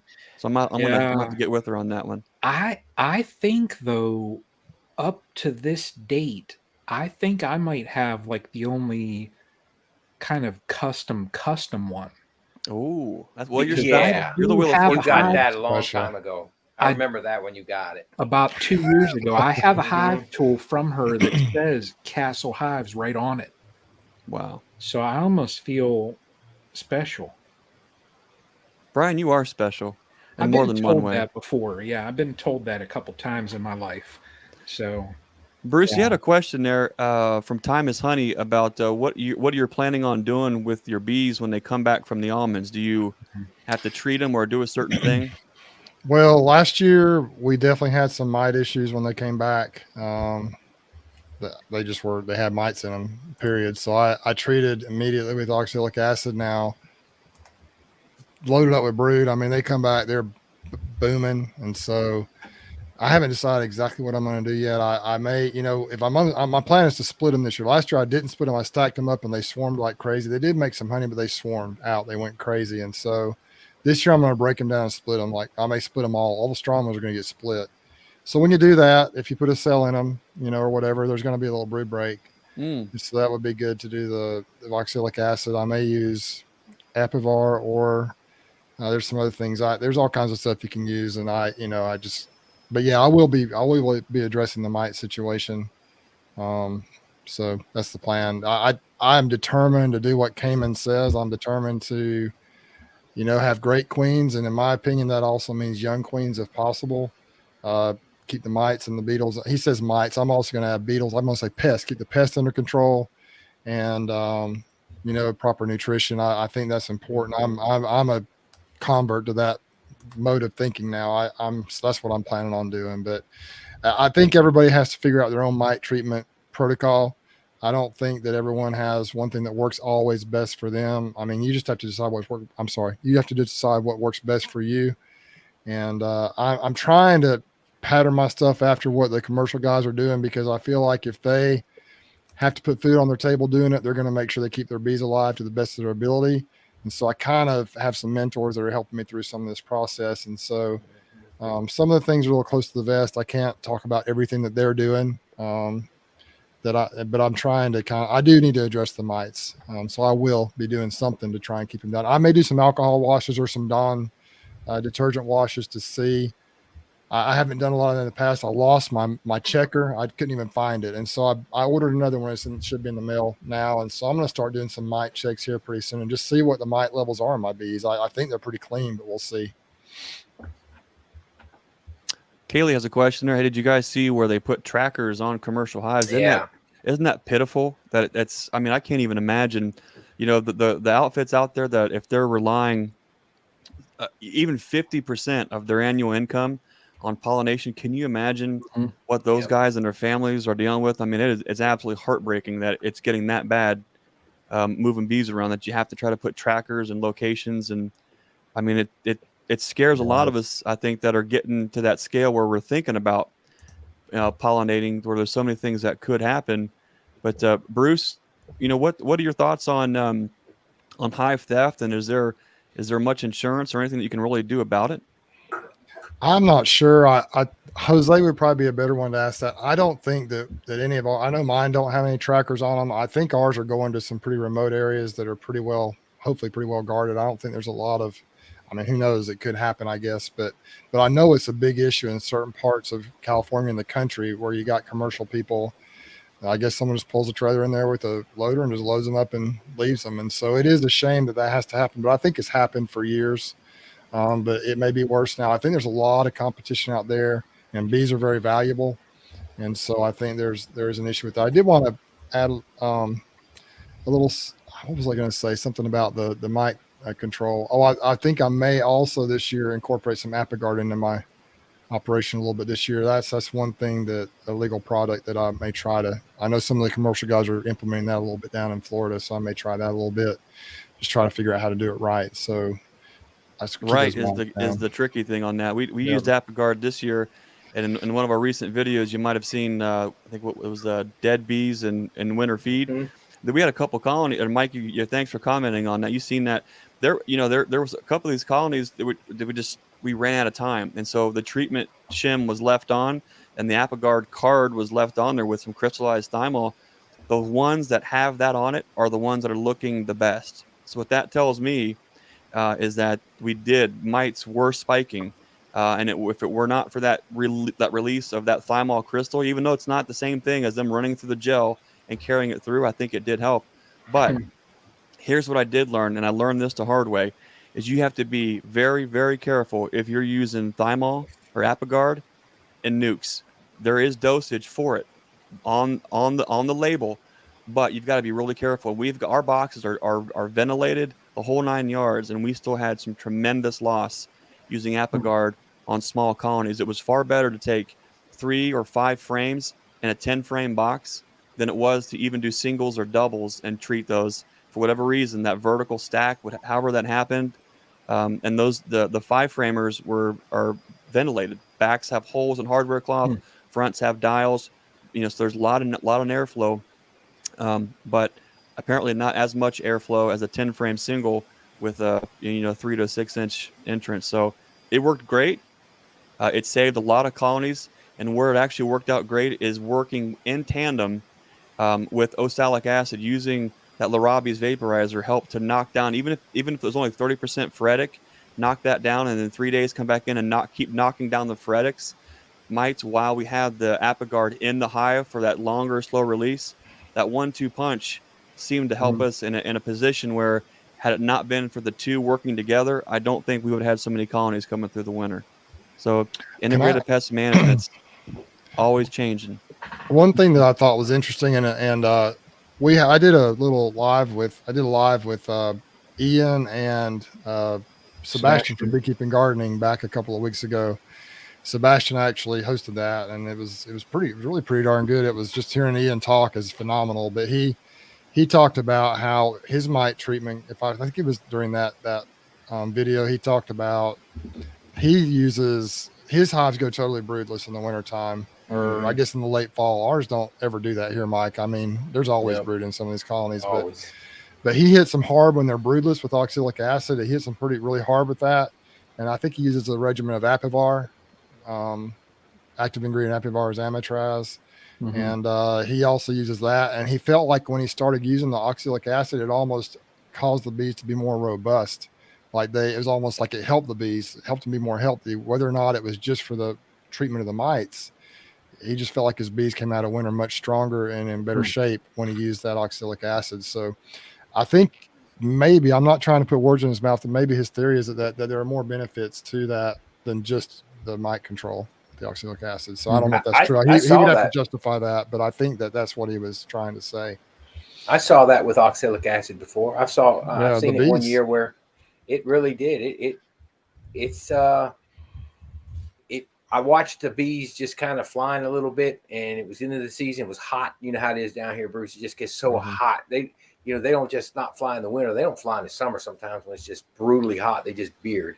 So humid, so I would hit them in September and just nail them every 4 or 5 days for about 4 to 5 weeks. And I actually watched. You could see them just become more robust, more active. The inside of the colony was a little bit better. Now the studies are showing that all I was doing was maybe maintaining the mite load at a level, but exactly, they're not growing, and that's still better. So now I double the dosages, but everyone's been doubling it. That's what everyone seemed to have been. I've been doubling it and didn't even know I was doubling it. I guess I just can't read, which is true.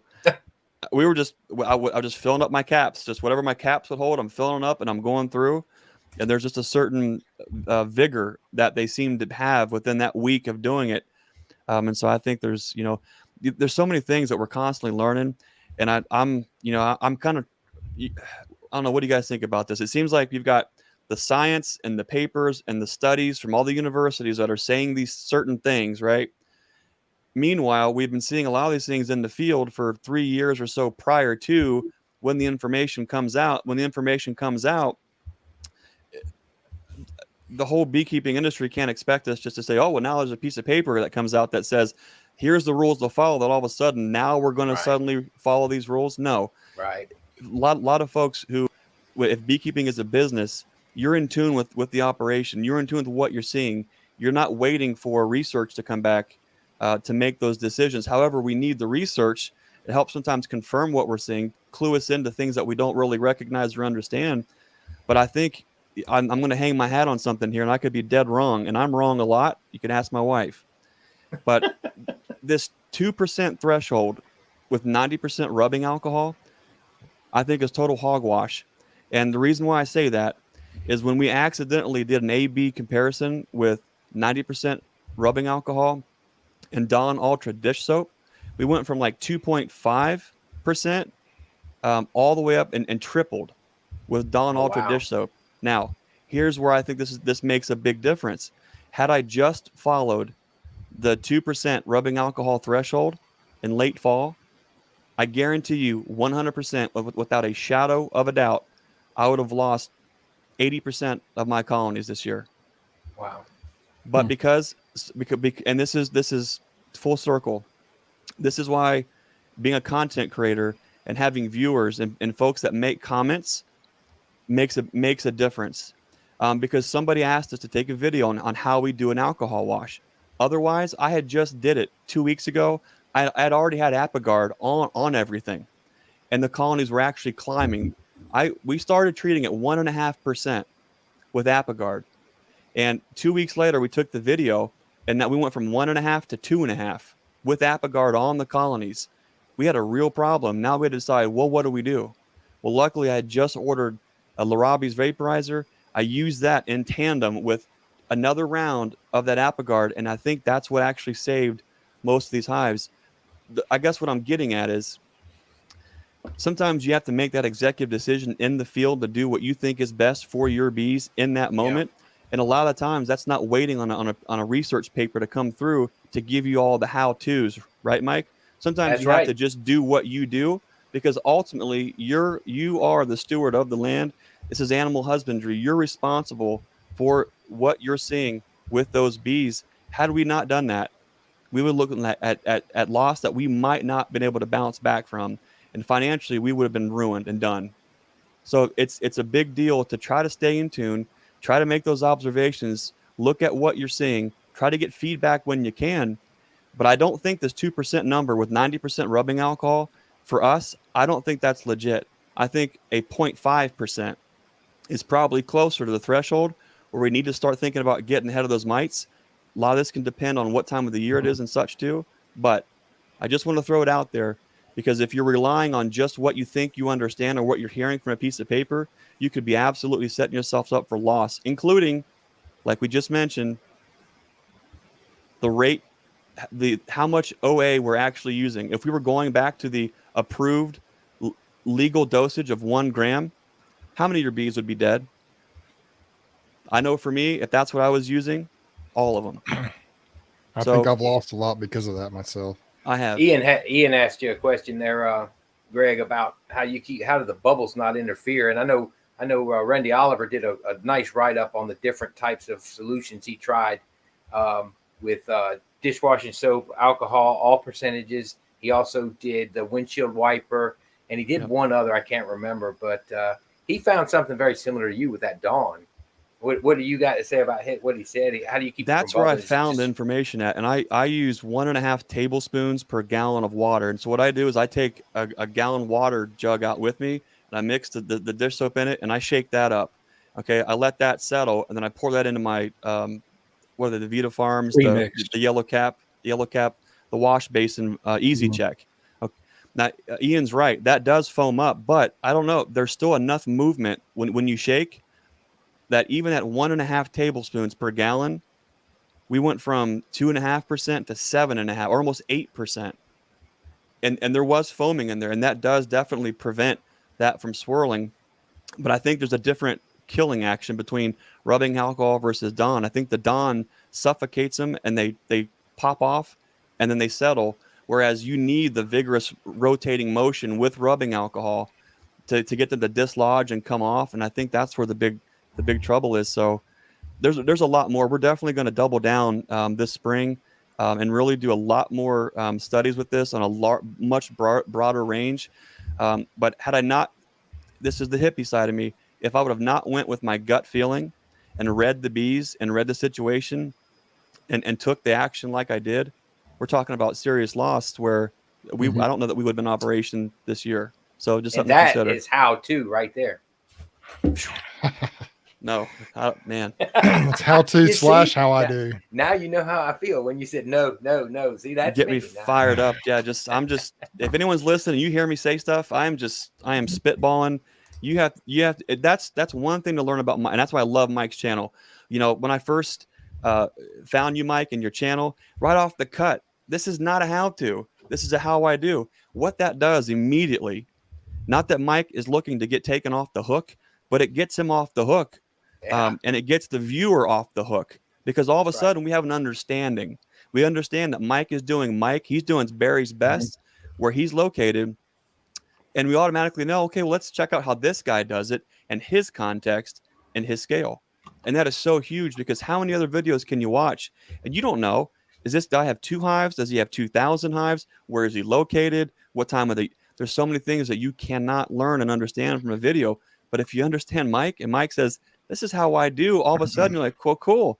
Let's just see how he does, learn how he does those things for him. And then let's take that information back into our bee yards, into our situations, and see if we can use any of that where we're at. That's kind of a big deal.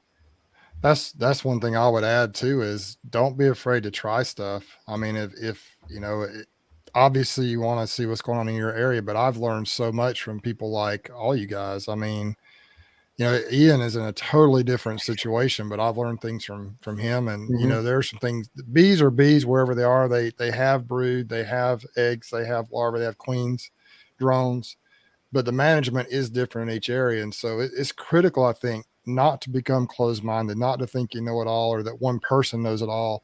If you have a mentor, I did a video recently, the 5 things that I wish I'd known before I started beekeeping. And one of those sections was, you know, you need to get a mentor / mentors originally to show you the basics, but that kind of evolves over time. You know, you'll start off just like, what's a queen look like? What's a drone? And it's true. You got to know that stuff. You got to know how to recognize eggs and how important that is, the bee basics. But as you kind of grow and as you learn and grow, as Frederick Dunn would say, the way to be, as you learn those things, you need to have more people and learn from different people. And you can learn from local people. You can learn from hobby beekeepers, commercial beekeepers. I'm just soaking it all in. And, you know, people look at me and they think, man, why when you've got all these colonies, are you fooling with a 7-frame Apame? I mean, why are you doing that? Because I just want to try it all and see what I think. And I kind of treat my backyard like my hobby bee yard and the rest of it more like my sideliner / commercial. And my backyard is kind of like my bee lab back there, so I can try different things. But don't be afraid to try things, and don't feel like if one person ever tells you this is the only way to do it, then I would say run away from that person.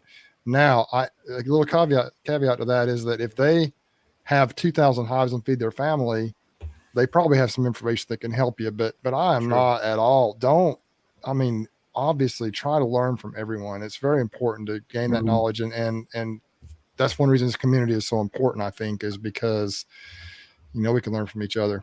That's why we're doing this stream team thing right here. How much stuff can you, I mean, that's the big thing. You know, Mike, we've got you on here as a guest, and I love what you do. I could say that every single day. You don't need a pat on the back, but, you know, I want you to know that I appreciate you. I know the folks are listening or comment. They appreciate not only your approach, they appreciate you spending time with us, kind of all hanging out.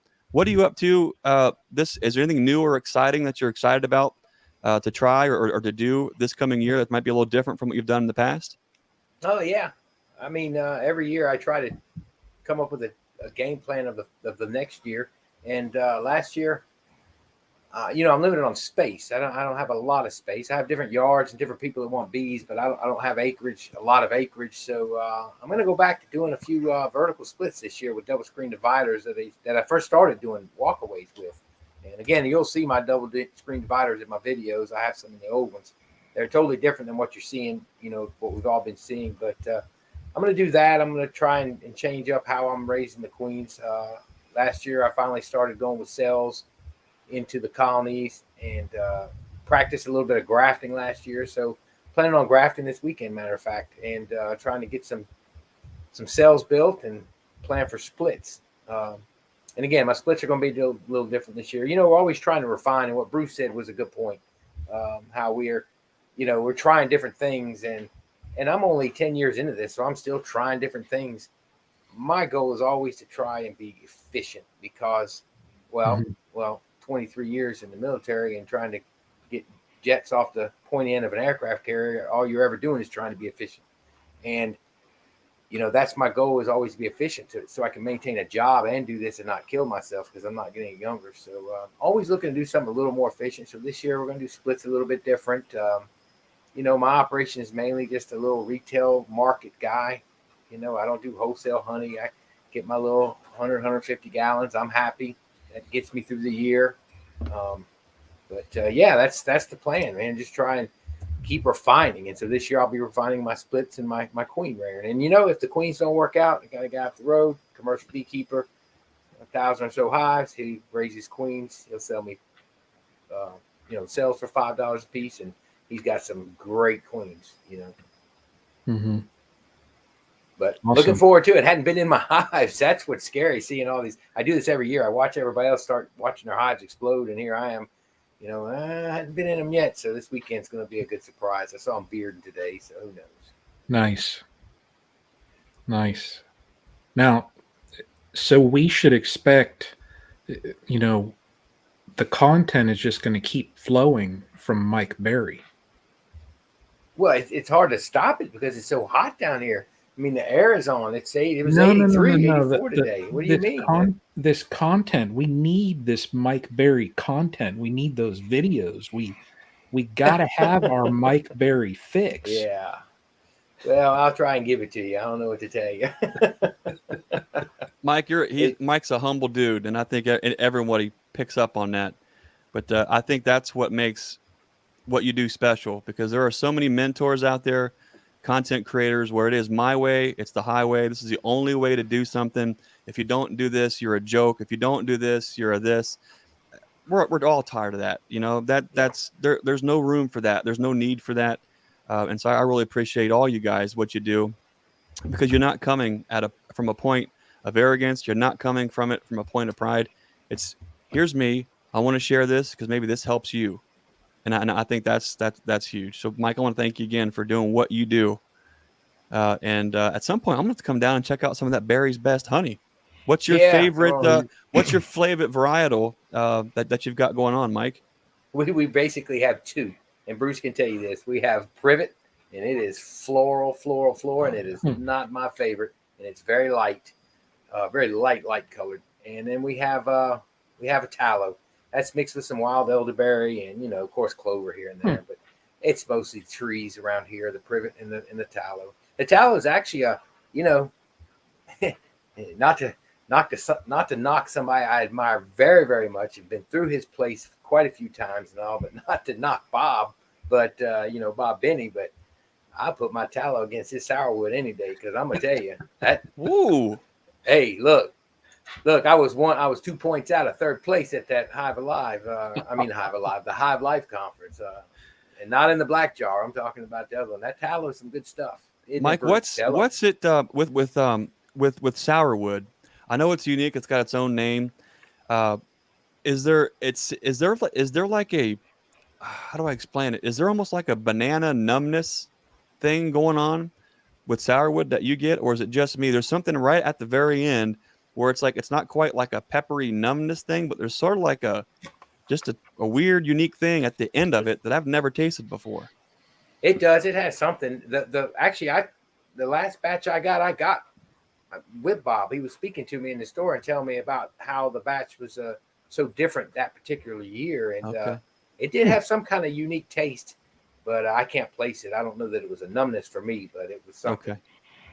Hey guys, you guys tried the honey that you got from me was probably heavily got a lot of tallow in it. Probably it may have been mixed with a little Privet. Good. What'd you guys think of it? It's a little bit of a unique taste, but I like but it. it's different for sure. It's mostly what we have down here. And my favorite honey is actually I like honey from out. I like alfalfa and slash clover combination. That's my favorite honey from out west. But Ohio honey, though, is typically number one, just like a lot of their football teams. I mean, the honey state. That's just here we go. it's a cross we have to bear, but someone has to do it, right, Brian? It's difficult.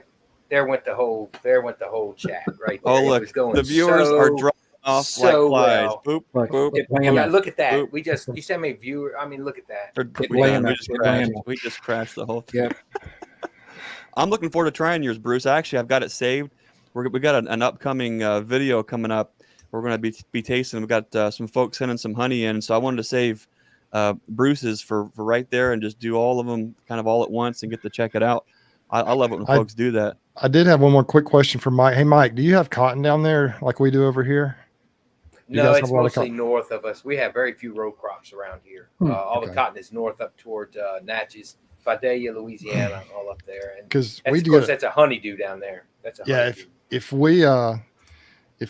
you have your bees on cotton, especially irrigated cotton around here, now last year it rained enough it didn't matter, but lots of years we have dry spells. But if it's on irrigated cotton, the bees just absolutely thrive on that stuff. It has saved me since I've been trying to get my bees on cotton. The ones on cotton do much better than the ones that aren't. And the cotton honey is really, really good. However, it does crystallize very fast, as does the privet. The privet will crystallize pretty quickly as well. But tallow is a little bit slower to crystallize, in my experience. Would you agree with that, Mike? Ooh, I don't know. Mine goes pretty quick. I think the privet, if you got some privet mixed in it, it seems to not crystallize because privet will last. Yeah, see, I thought it was the opposite. I've got a bottle of privet that still isn't crystallized from last year. Well, I've probably got something in the spring then besides just privet because my spring honey crystallizes some of it like almost overnight. So I don't know. Wow, your spring honey crystallized. In Ohio, it's the only thing that crystallizes real. I mean, a little bit maybe of the summer, but the fall definitely, the late fall goldenrod, it will just get. And it's kind of my favorite because it gets so hard. You got to dig that stuff out with a spoon. But you put that in coffee or tea. Okay. I got one last question for everybody. I'll answer it first, and we should go around. My favorite use of honey. My absolute favorite use of honey is fall goldenrod that's crystallized, and you dig that rascal out, and you put that on a peanut butter and jelly sandwich, and that bread just crisps up, and it's got this own like toasted thing from the inside. Oh man, Bruce, how about you? My favorite use of honey. Yeah. I love, my favorite is creamed honey from we go out to Utah. My wife is from out there, and we get creamed honey from Cox's Creamed Honey every year. We buy like a case of it. It's very expensive, 6 5-pound buckets of it, and I've loved that stuff. We bought that stuff even before I was a beekeeper, and we still buy it. I love it. And then I got some creamed honey from Russ Koopman at the Hive Life, and then Dan sent me some Alabama creamed honey that was really good. So creamed honey is my favorite. I like honey when it crystallizes. I don't eat a ton of I put honey in smoothies and stuff like that, or shakes or smoothies. And I don't eat just a ton of regular straight up liquid honey. I mostly eat like on toast and stuff. I'll eat that crystallized honey. I need to make some of my own. I've made a little bit, but that's just something, a bridge I haven't crossed much yet. It's just something I've just got too much to do. So, and people around here, Mike, would you agree with this? People around here don't really understand creamed honey that much. They don't. They just don't get, like, they don't want, like, if it crystallizes, some people think it goes bad. And in other parts of the country, I know in Europe, I think maybe if Sebastian's still on here, he could say, but maybe, I think it's the preferred honey over in Europe, if I'm not mistaken. But I know down here, most people don't even really know what it is. And I've had people have said, hey, there's something wrong with this. Trying to educate people on that crystallized honey is good, but a lot of people still don't quite understand that. They're learning, but they still don't quite understand that. Mike, how about you? I sell a lot of creamed honey. After I talk to them, and the key at the market is to have a spoon and some of it there for them to taste, and they buy it every time. Yeah. People say they don't like honey. But as far as how I like to eat it, my favorite way, I eat it on a lot of things, but my favorite way is, every night here in just a little while, I'll go get a piece of bread, slap some peanut butter on it, and I just pour it to it. And it's on. I put it on just about everything. But that's my favorite way. That'll jazz you up right before you go out to a bee yard, man. You'd have you a peanut butter and honey sandwich. Oh man, we ate a I canoe. feel You it. Now can look, get through some hives. we did a trip from Grand Marais, Minnesota, over to Ely, Minnesota, through the Boundary Waters. 40 miles, 4 days, 3 nights. And when we would get tired, we'd pull over in the wind up on the Canadian border, man, and we would take that peanut butter on a tortilla and just squeeze it on there, and then pour the honey to it. And I tell you, roll that thing up, and that stuff would just drip down your face while you're out there. But Man, when you've been paddling in the wind in a canoe and you're in the wilderness, that's some good protein and some good carbs all in one pop. wow, that's awesome. What about Right you, Brian? now, I could say that I would use any, like, I would put honey on anything to mask the taste of Hive Alive. Well, now we all know not to try it now. I could still. I taste guess it. they're not going to send us any free samples now, Do you- Brian. Thanks, Do you buddy. remember that commercial years ago where it said, "Give it to Mikey. He'll try anything." There used to be a Right, commercial right, like that. right. That's, Yeah, that's I Brian. remember That's that. Brian. He's our guinea pig. What was that? We It That was was nice- it life was- cereal. It was like Life a Yeah. cereal, yeah. Life. That's right. Yeah. Hey, last question here before we end up wrapping things up. I see also Kaylee's taken off. Kaylee, you take care. See you, Kaylee. Noah, 5-frame nukes. Can you split a strong double deep into I have extra capped frames, drawn comb, buying mated queens? What configuration would you use? Whew. You can go down a hole on that discussion there. Quick What- number off top of your head, Brian. How many splits? Double deeps. Oh my goodness! Wow. I've Strong had double deep. I've had a hive before with a double deep where it was 11 or so brood frames out of it, and it just boils down to how much you want to expand, and that's it.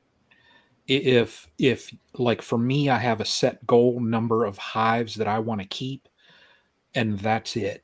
So really for me, I'm not as aggressive as far as my splits as the other 3 on this panel, but if I have one that's real strong like that, like some of mine now, I'll probably split them into 3 is what I'll do, just so that they keep a healthy population.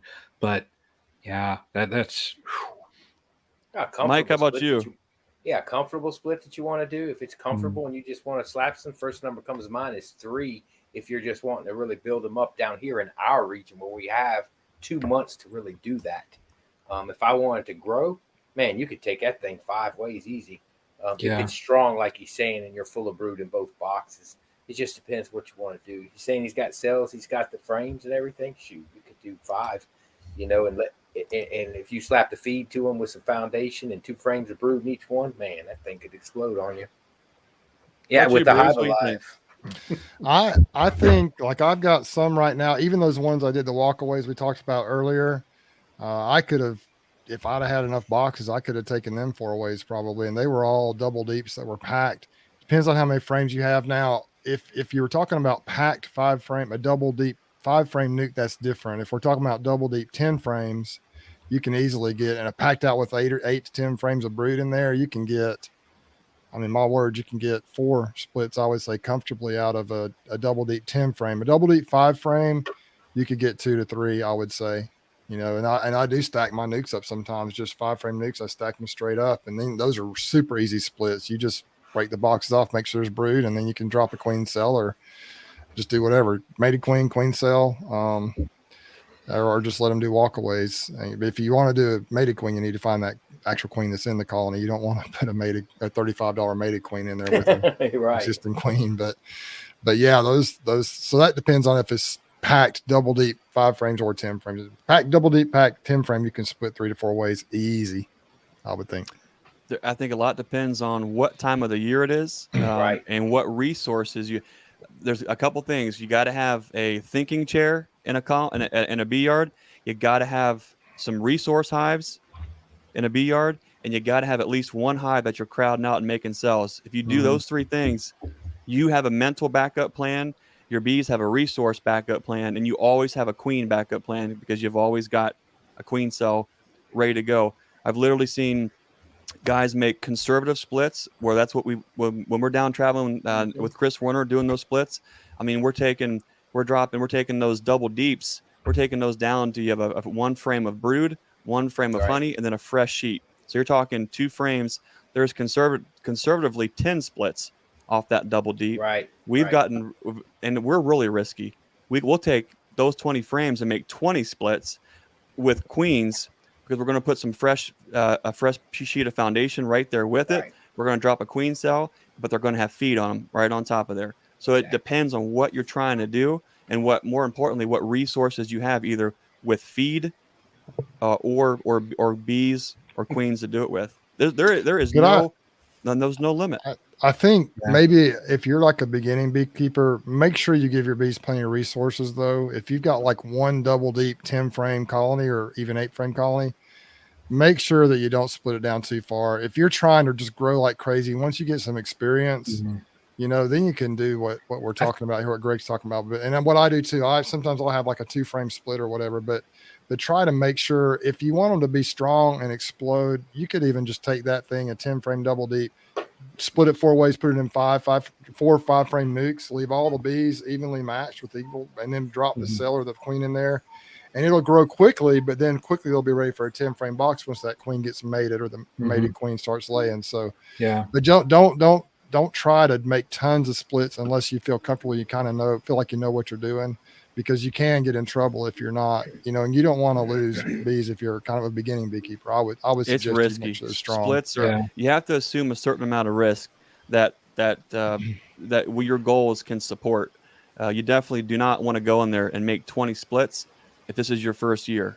Once you understand the dynamic, that's different. I think what most folks ask the question is, some folks, for instance, a backyard beekeeper that can only have, let's say, 1 or 2 colonies.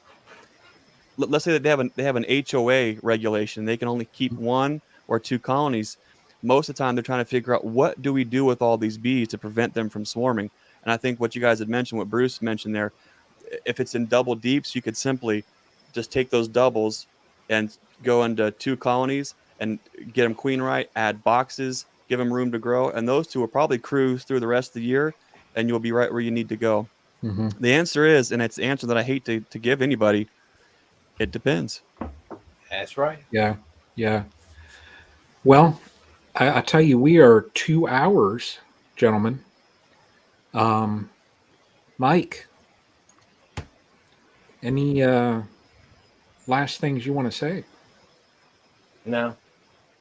I don't know. Come on, Mike, you got some words of wisdom. Give us some Southeast Louisiana wisdom. Yeah. I don't know. It's getting busy is all I can tell you right now. I got some help. I see Van is on here from Alabama. He was sucking up to you a minute ago. He lives in Auburn, and he was sucking up to you, Bruce. Saying Roll Tide. I don't know. Hey, I got to tell you this. My daughter's actually going to go to Auburn in the fall. Well, good gracious. So we're okay. We're okay. We've survived. We're going to be okay.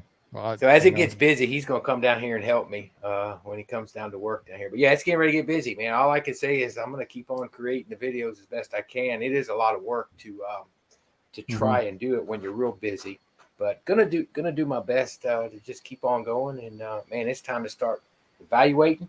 That's what I'm doing this weekend, which I'm a week late.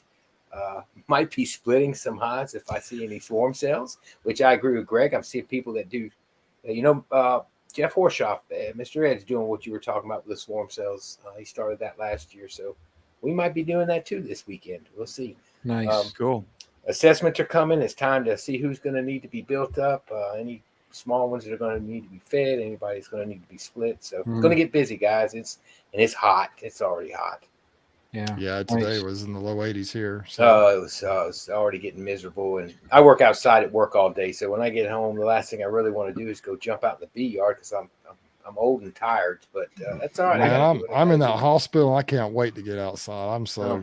We never get. You don't even. I just can't wait to get outside. Even when it's hot, I can't wait to get outside when I work in that hospital.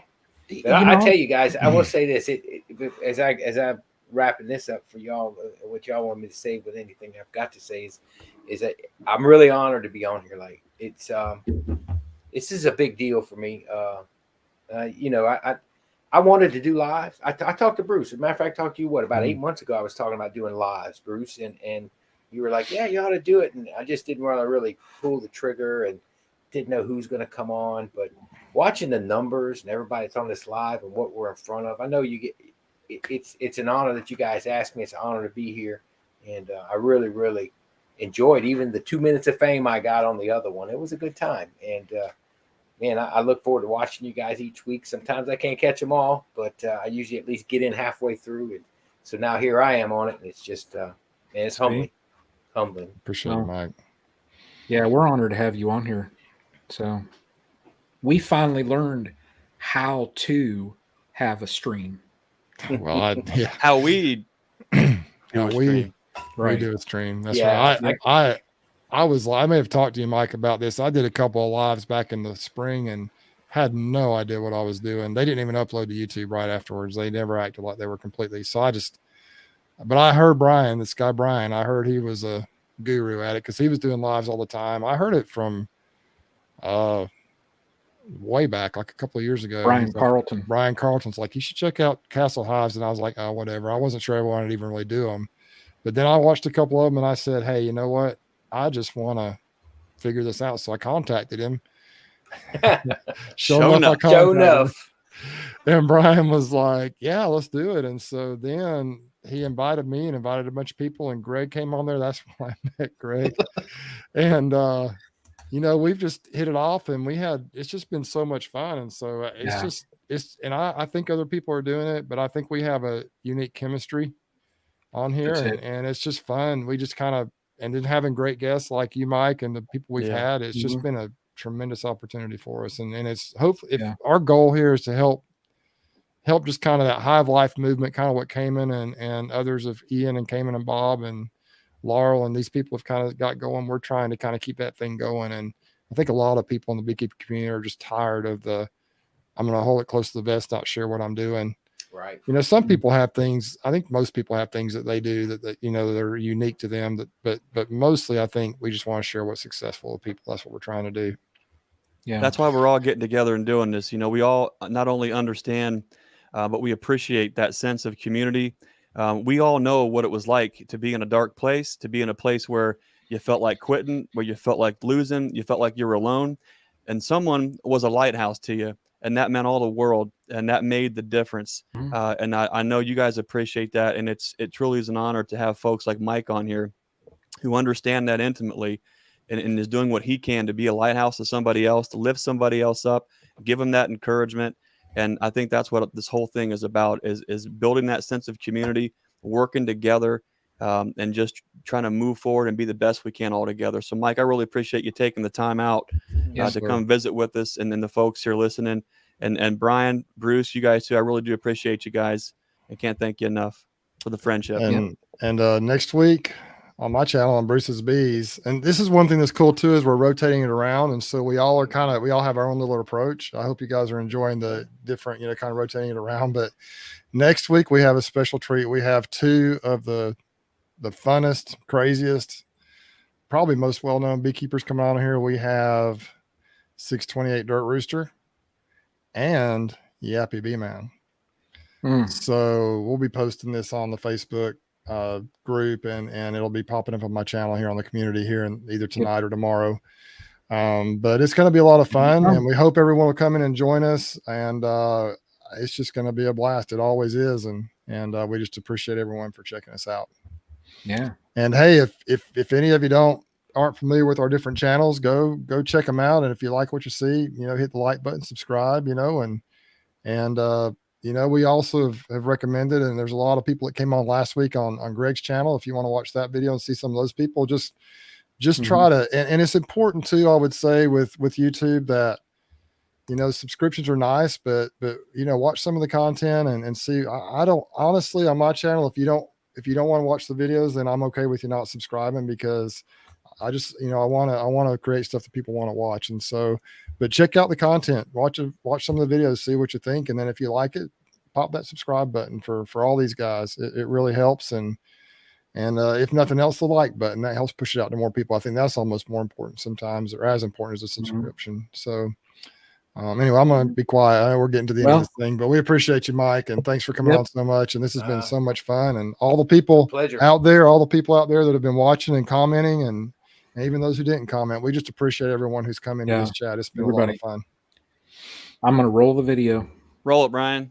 All right. Y'all take care. Hang on a Good second night. there, Mike.